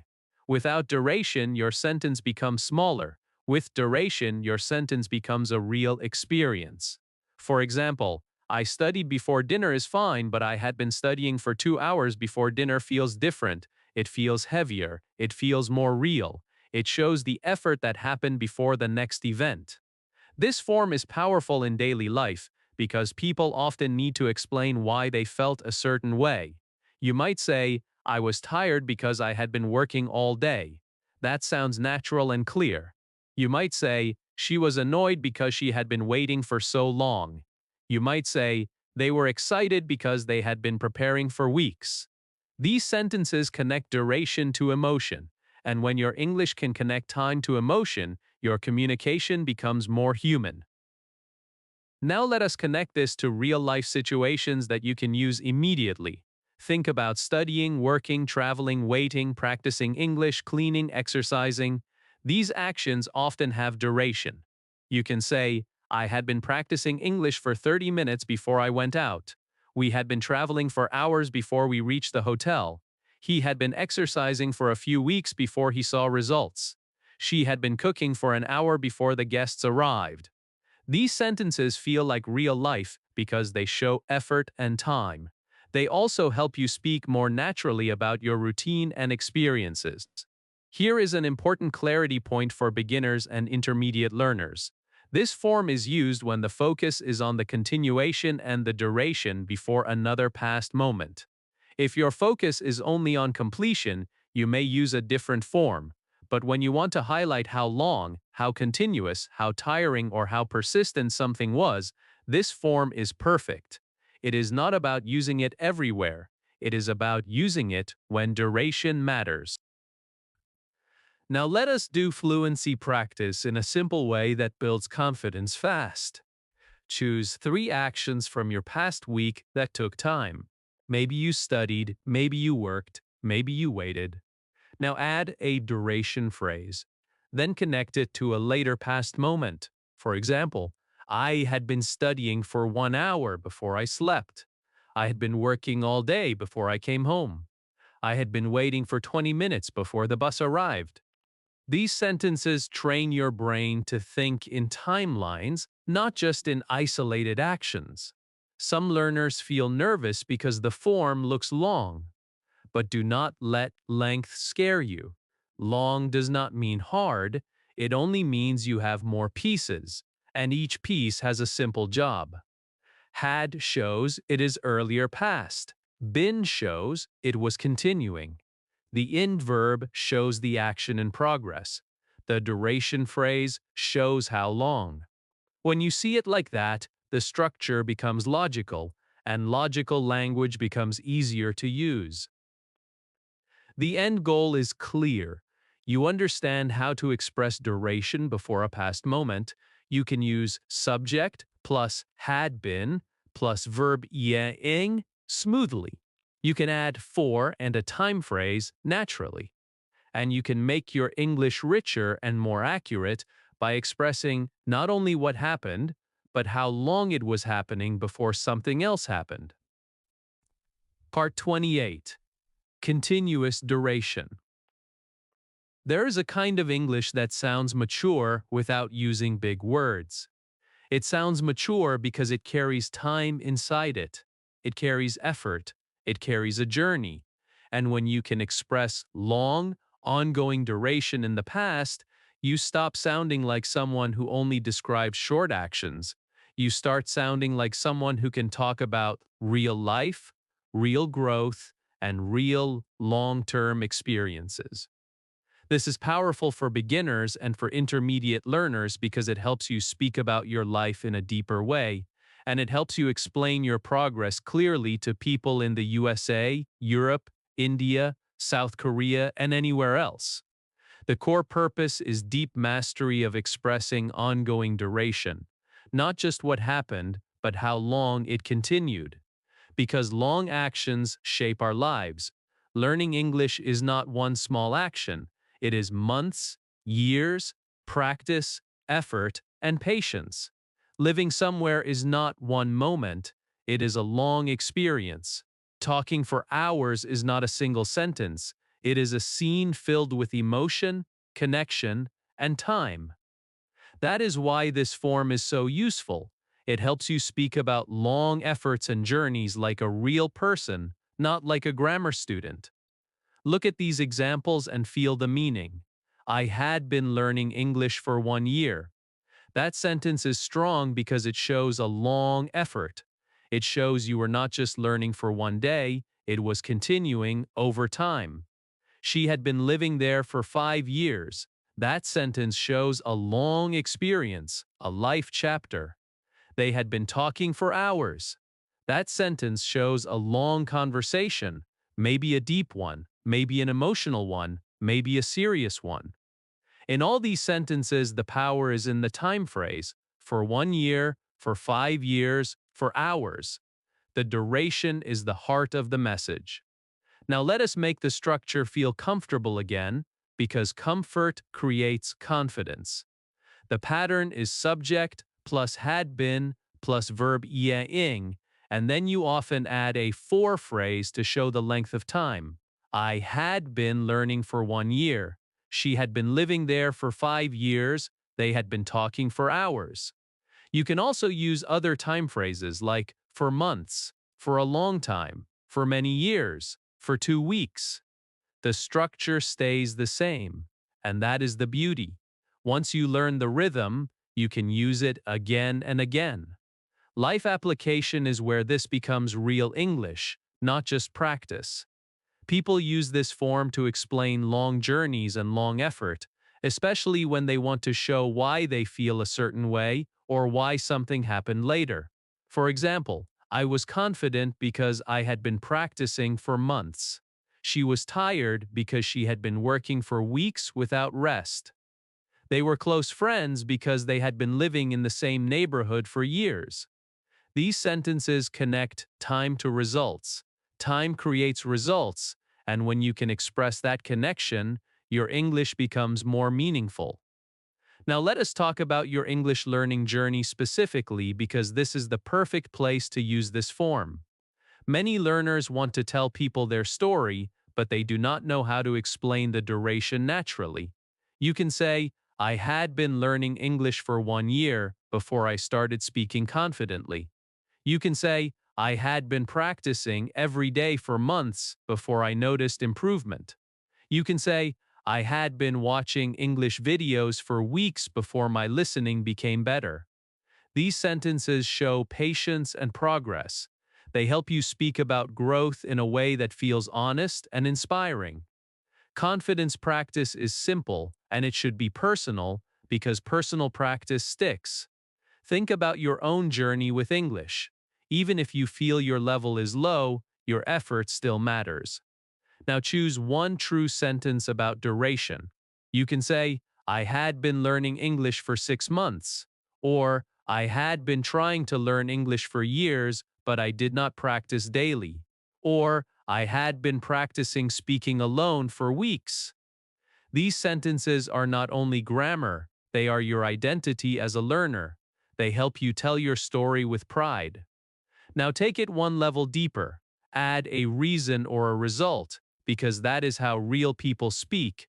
You can say, I had been learning English for 1 year, so I felt more confident in conversations. You can say, she had been living there for 5 years, so she knew the area very well. You can say, they had been talking for hours, so they were emotionally tired but happy. When you add a simple result, your sentence becomes a complete thought, and complete thoughts are the foundation of fluent speech. A common mistake learners make is forgetting that after had been, the verb must be ing. Some people say, I had been learn English. That is not correct. It should be learning. Another mistake is mixing up the time phrase. Keep it simple. Use for with a length of time. For 1 year, for 5 years, for 2 hours, for a long time. That is enough. You do not need complicated time language to sound fluent. You need clear time language. Now let us do a short speaking drill that builds speed and comfort. Say these sentences out loud, slowly, then a second time with more flow. I had been learning English for 1 year. She had been living there for 5 years. They had been talking for hours. We had been working for months. He had been training for weeks.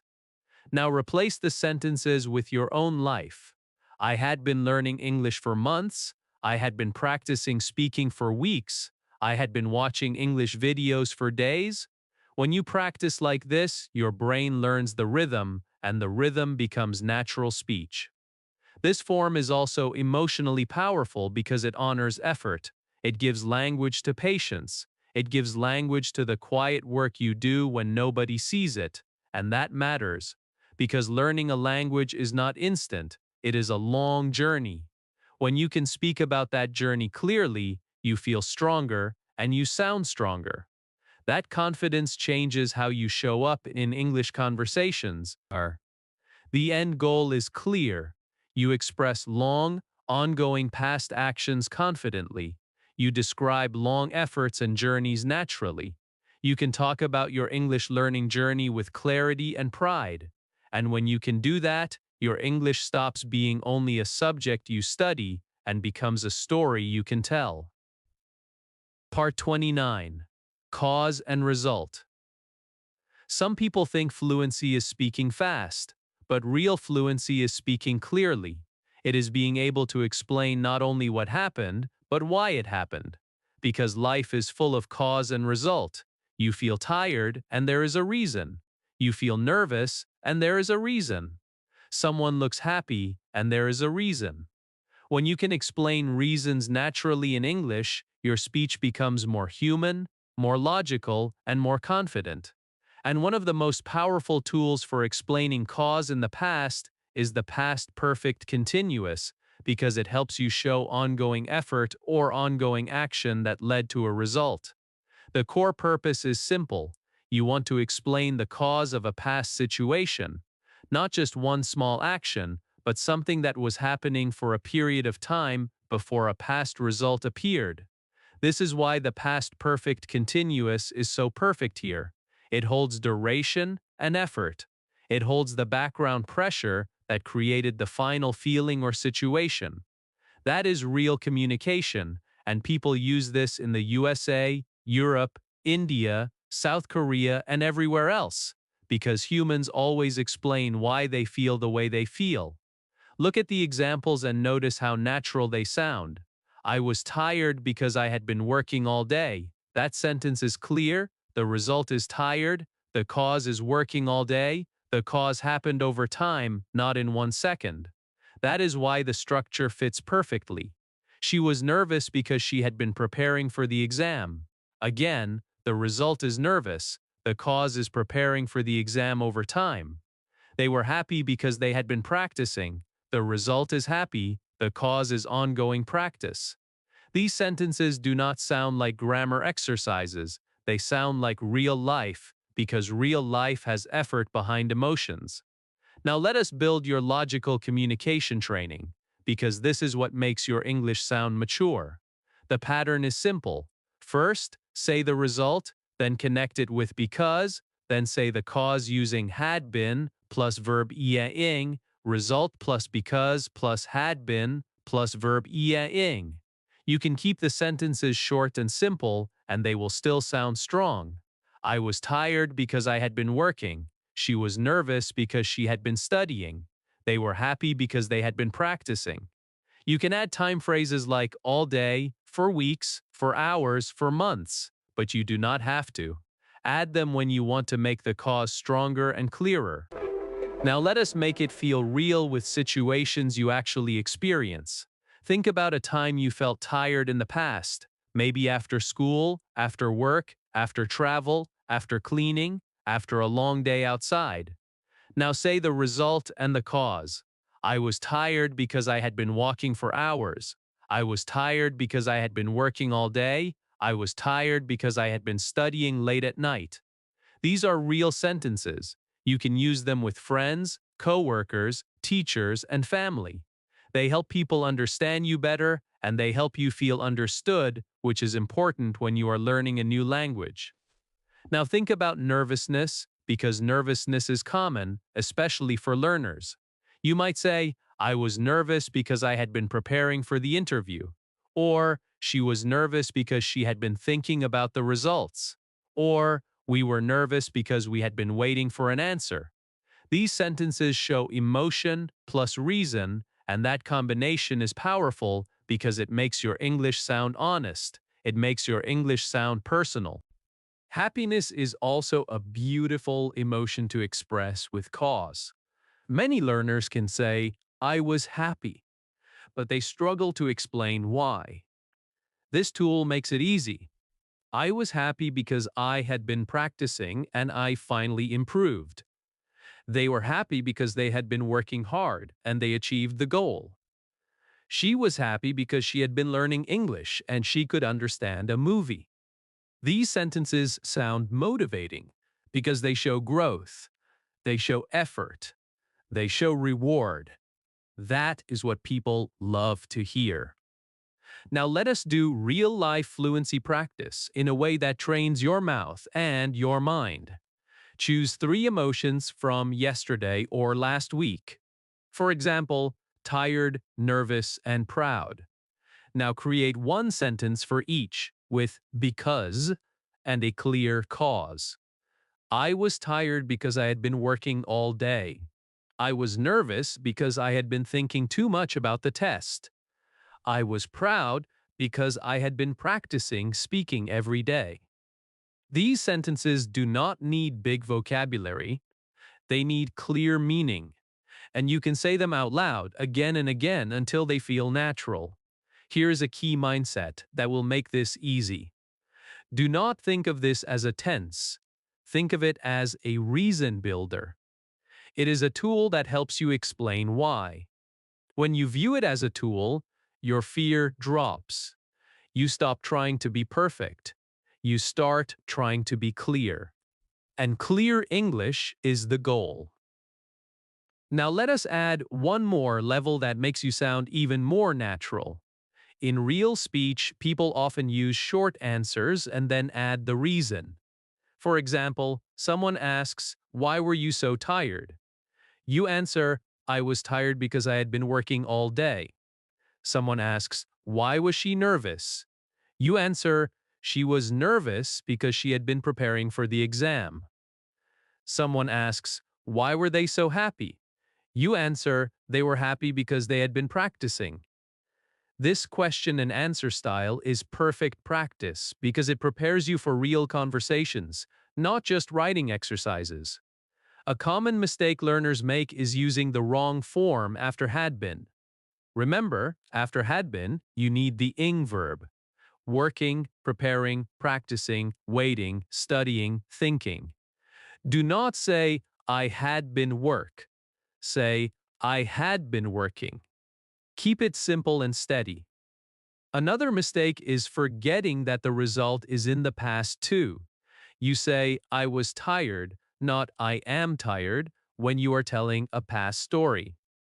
That is an easy fix. Just remember you are describing a past situation and its past cause. The end goal is clear. You express causes naturally. You explain why past feelings and situations happened. You communicate logically without sounding robotic. You can tell your story with reasons and results. And when you can do that, your English becomes stronger, more mature, and more real. Because you are not only speaking English, you are expressing life in English. Part 30, Full Past Mastery. There is a moment in every learner's journey when something shifts. You stop feeling like English is a set of rules that controls you, and you start feeling like English is a tool you control. You do not panic when you talk about yesterday. You do not freeze when you explain a memory. You do not feel lost when you tell a story. You simply speak. That is what full past mastery looks like. It is not perfection, it is ownership. It is the ability to express your life clearly, with calm confidence, in a way people can understand in the USA, in Europe, in India, in South Korea, and anywhere else you go. Full past mastery means you can use all the past forms as real communication, not as grammar homework. Past simple helps you speak about completed actions, the main events of your story. Past continuous helps you describe what was happening in the background, the scene, the moment, the atmosphere. Past perfect helps you show which action happened earlier when there are two past actions, so your timeline becomes clear. Past perfect continuous helps you express duration and effort before a past moment, so your story has depth, time, and cause. When you can blend these naturally, you do not sound like you are translating from your first language. You sound like you are speaking from your mind. Integration training begins with one truth. You do not choose a tense because of a rule, you choose it because of meaning. If you want to say what happened, you use past simple. If you want to say what was happening, you use past continuous. If you want to show what happened before another past event, you use past perfect. If you want to show something continuing for a period of time before a past moment, you use past perfect continuous. That is it. 4 tools, 4 meanings. When you connect them to meaning, you stop overthinking and start speaking. Now let us bring it into real life, because real life storytelling is where everything becomes smooth. Imagine you are telling someone about a moment when your English changed. You can say something like this: "I had been learning English for months, and I was practicing every day. One evening I was sitting in my room and I was listening to a video. Suddenly I understood the sentence without translating. I felt proud because I had worked very hard." Notice what happened. Past perfect continuous shows the long effort before the moment. Past continuous shows the scene at that moment. Past simple shows the key event that happened. Past perfect shows the earlier work that explains why the pride was real. This is how fluent speakers tell stories. They do not announce grammar, they simply use the right tool for the right meaning. Here is another example that feels like daily life. I had been working all day and I was feeling tired. At around 7 p.m., I was cooking dinner when my friend called me. I answered and we talked for a while. I told her I had finished my work late, so I was behind on everything. Then I ate quickly and went to sleep. In that story, past perfect continuous shows the long action that caused tiredness. Past continuous shows the action in progress when the call happened. Past simple moves the story forward with clear events. Past perfect helps you explain earlier completion, so the timeline stays clean.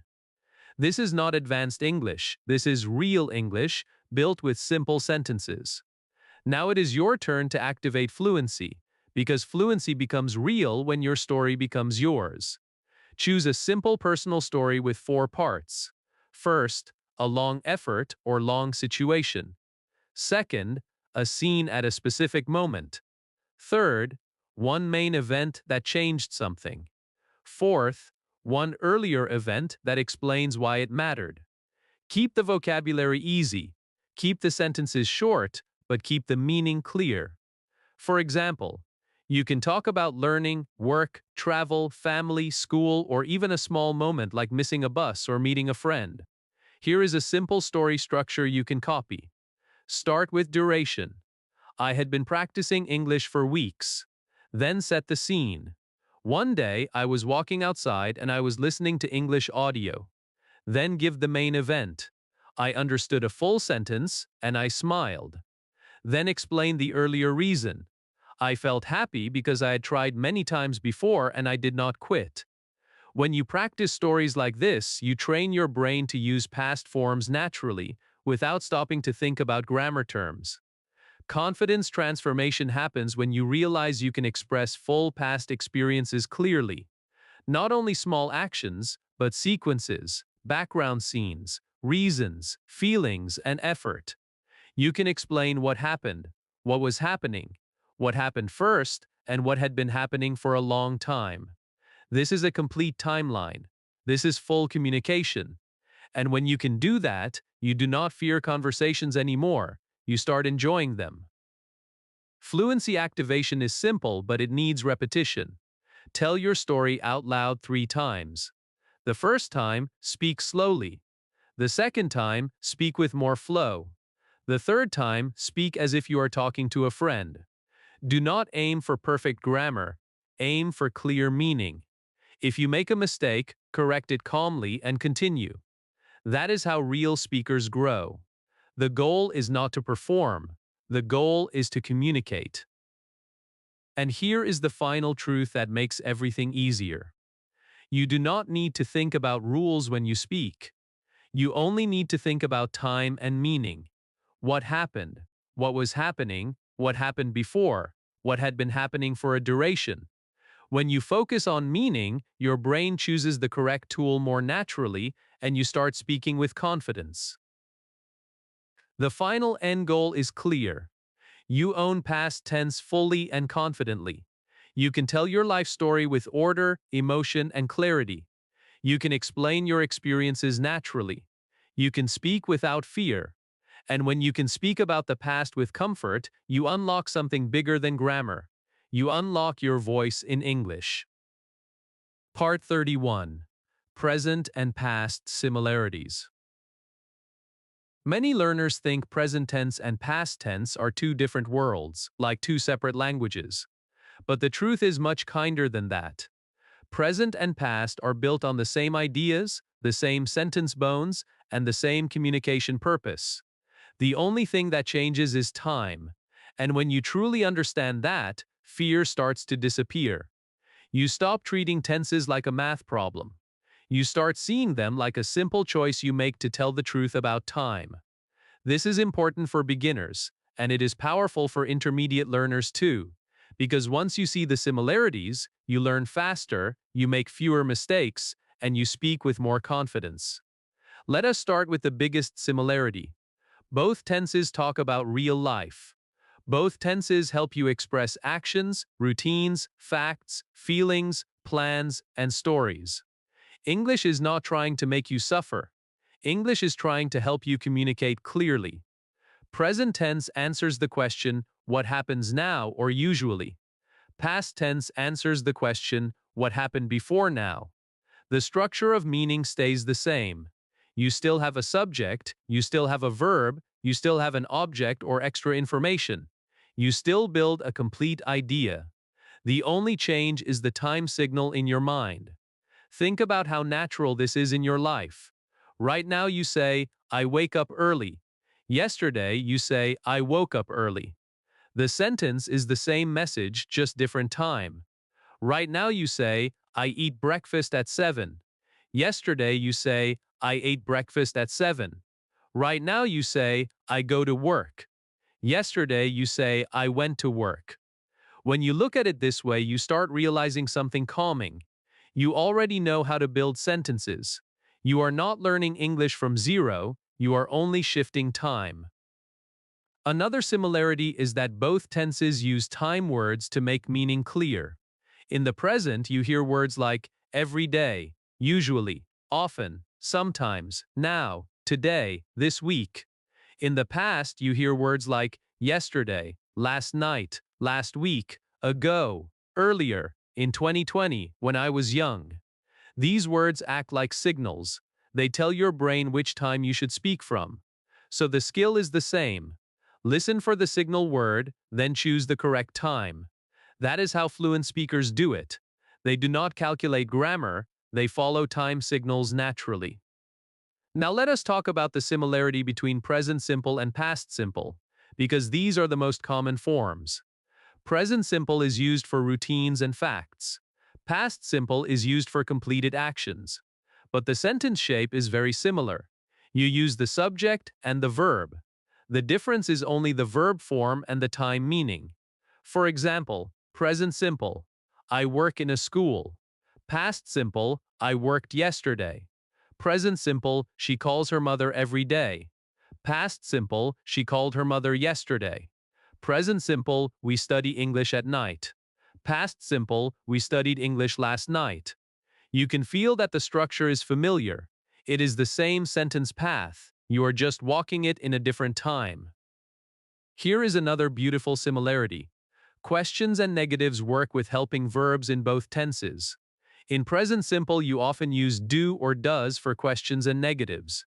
Do you like coffee? Does she live here? I do not know. He does not understand. In past simple, you use did for questions and negatives.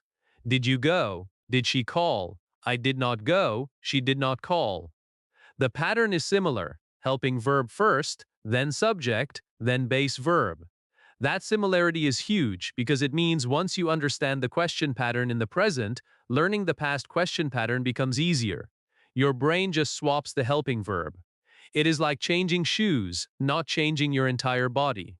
Now, let us talk about the similarity between present continuous and past continuous, because these two are also close cousins. Both forms talk about an action in progress. The difference is time. Present continuous means the action is happening now or around now. Past continuous means the action was happening at a moment in the past. The structure is very similar too. Present continuous uses am, is, are plus ing. Past continuous uses was, were plus ing. Look how similar this feels. Present, I am studying now. Past, I was studying at 7 p.m. yesterday.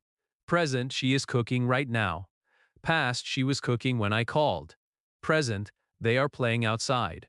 Past, they were playing outside when it started raining. Notice what stayed the same. The ing verb stayed the same. The idea of progress stayed the same. Only the helping verb changed and the time changed. This is why learners should stop fearing past continuous. If you can say I am doing, you can learn I was doing.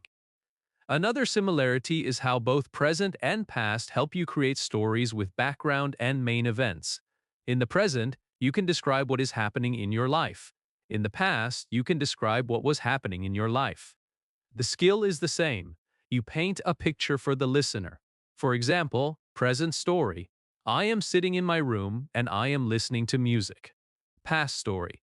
I was sitting in my room and I was listening to music. The feeling is the same. The only difference is whether the picture is happening now or happened before. Now, let us go a little deeper into a similarity that builds advanced fluency. Both tenses can express cause and result. In the present, you might say, I am tired because I am working a lot these days. In the past, you might say, I was tired because I had been working all day. Again, English is helping you communicate logic. You are connecting events, actions, and feelings. Whether present or past, the goal is the same. Make your listener understand why something is true. Another important similarity is that both present and past are used constantly in real conversation, not only in classrooms.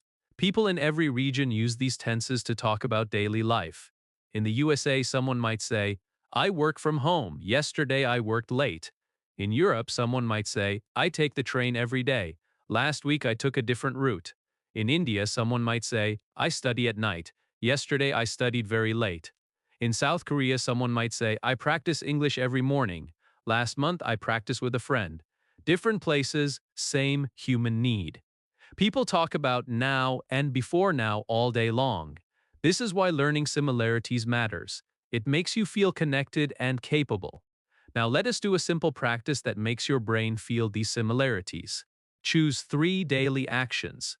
For each action, say one present sentence and one past sentence. For example, present, I eat breakfast at 7. Past, I ate breakfast at 7. Present, I go to work. Past, I went to work. Present, I watch videos at night. Past, I watched a video last night. When you do this, you train the skill of time shifting. This is one of the best fluency skills you can build because it helps you speak naturally without stopping. Here is the confidence message you need to keep. You are not learning 2 separate systems. You are learning one system with 2 time settings. Present and past share the same sentence bones, the same need for clarity, and the same purpose of communication. The more you focus on similarities, the faster you learn because your brain stops treating past tense like a stranger. It starts treating it like a familiar friend wearing a different outfit. And that is the end goal. You understand that present and past are connected. You can shift time smoothly. You can build sentences, ask questions, and express meaning without fear. When you see the similarities clearly, you stop feeling stuck, and you start speaking with a calmer, stronger voice. Part 31. Present and Past Differences. The biggest difference between present tense and past tense is not the grammar on paper. The biggest difference is the picture in your mind. Present tense is the camera pointed at now, or at what is generally true in your life. Past tense is the camera pointed at before now, at something already finished in time. When learners mix these two, their English can sound confusing, not because they are not smart, but because the listener cannot follow the timeline. So the goal is simple: make time clear. When time becomes clear, your sentences become calm, and your confidence grows fast. Present tense is used when the time is connected to now, today, these days, or a regular habit. It is the tense of routines, facts, repeated actions, and general truths. You say, I work here. She studies English. We live in this city. They play football on weekends. Even when you talk about something temporary that is happening around now, you still stay in present. You say, I am learning English these days. She is working on a project this week. Past tense is different because it lives in finished time. Yesterday is finished, last week is finished, 2 hours ago is finished. So you say, I worked yesterday, she studied last night. We lived there in 2020, they played football last weekend. The difference is not just vocabulary, the difference is the time zone your mind is speaking from. Signal words also behave differently, and this is one of the clearest ways to separate present and past. Present tense likes words that feel current or repeated, like today, now, right now, every day, usually, often, sometimes, this week, these days. Past tense likes words that feel finished and behind you, like yesterday, last night, last week, ago, earlier, in 2015, when I was young. If you train your ear to catch these signals, you will naturally pick the correct time without stress. When someone says yesterday, your brain should immediately move to past. When someone says every day, your brain should immediately move to present. This simple listening skill can upgrade fluency for learners in the USA, Europe, India, South Korea, and everywhere else because real conversations are full of time signals. Now let us talk about verb form differences, because this is where many learners feel pressure. In present simple, most verbs stay in the base form, like work, study, live, play. But in third person singular, something changes. He works, she studies, it plays. That extra s or es is a present tense feature. Past simple does not use s or es like that. Past simple uses the past form, and it stays the same for all subjects. I worked, he worked, they worked, she studied, we studied. This is a major difference and also a major relief, because past simple is consistent across subjects. The challenge is learning past forms, but the good news is you do not have to worry about he versus they in the verb ending the same way you do in present simple. Questions are another area where present and past are different, but the pattern is still logical. In present simple questions, you use do or does. Do you work here? Does she live here? Do they study English? In past simple questions, you use did. Did you work yesterday? Did she live there? Did they study last night? The key difference is the helper word. Do and does are present. Did is past. And here is the confidence tip that saves you from a common mistake. When you use did, the main verb goes back to the base form. You say, did you go, not did you went. You say, did she call, not did she called. In present questions, it is similar. Do you go, does she go. The helper carries the tense and the main verb stays basic. Negatives also follow this same logic, but with different helpers for different times. Present simple negatives use do not or does not. I do not know, she does not like tea, they do not live here. Past simple negatives use did not. I did not go, she did not call, they did not arrive. Again, the difference is the helper. Do not and does not belong to present, did not belongs to past. And again, after did not, you must use the base verb. I did not went is incorrect. I did not go is correct. This is a small rule, but it creates big clarity. Now let us compare continuous forms, because present continuous and past continuous are close cousins, but they live in different time zones. Present continuous uses am, is, are plus the ing verb, and it describes actions happening now or around now. I am studying, she is cooking, they are talking. Past continuous uses was, were plus the ing verb, and it describes actions happening at a specific past moment. I was studying at 7 p.m. She was cooking when you called, they were talking during the meeting. The difference is the helping verb. Am, is, are belong to now. Was, were belong to before now. The ing verb stays the same, which makes it easier, but you must choose the correct helper to match the time. One of the biggest practical differences is how present and past sound in storytelling. Present tense is often used for habits and current situations, like a description of your life or your routine. I wake up early, I go to work, I study at night. Past tense is the engine of stories, memories, and completed experiences. I woke up early yesterday, I went to work, I studied at night. When you tell a story, your listener expects past forms because stories usually happen in finished time. That is why so many learners feel blocked when they try to tell stories. They stay in present by accident, and the listener feels confused. The solution is to decide your story time before you speak.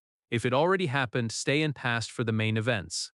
Now let us go deeper and include perfect forms because learners often confuse these when comparing present and past. Present perfect connects past to now. It describes life experience, recent actions with a result now, or actions that started in the past and continue to the present. You say, I have lived here for 5 years, meaning you started living here 5 years ago and you still live here now. You say, she has finished her work, meaning the result is true now. Past perfect is different because it lives completely in the past and is used when you talk about two past times and you need to show which happened earlier. You say, I had finished my work before I went out. The going out is past and finishing happened even earlier in the past. Present perfect is past plus now. Past perfect is past before past.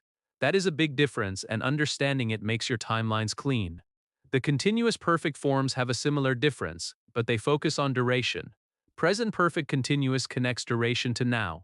I have been learning English for 1 year means you started earlier and you are still learning now.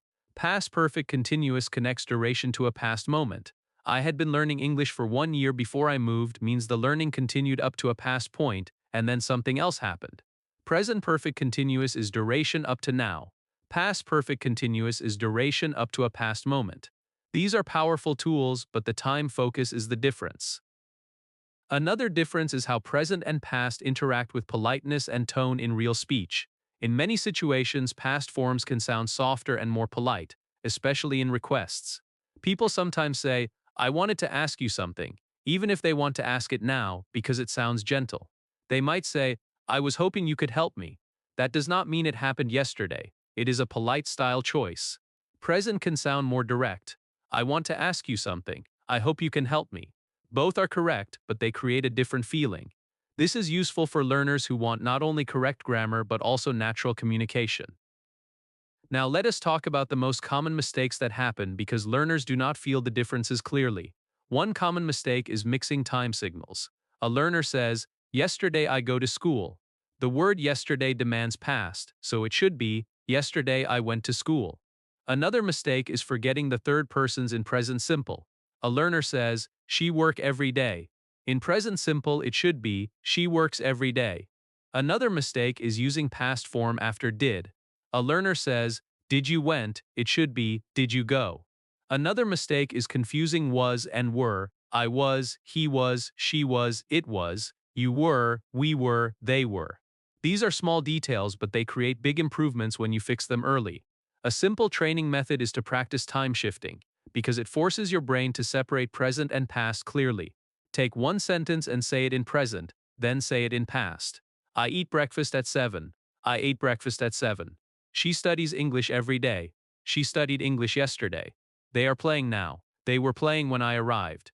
Do you work here? Did you work yesterday? This kind of practice is not just grammar, it is mental flexibility. It teaches your brain to switch time quickly, which is exactly what happens in real conversation. The end goal is very clear. Present tense and past tense are different because they serve different time meanings, they use different helper words, and they create different timelines in the listener's mind.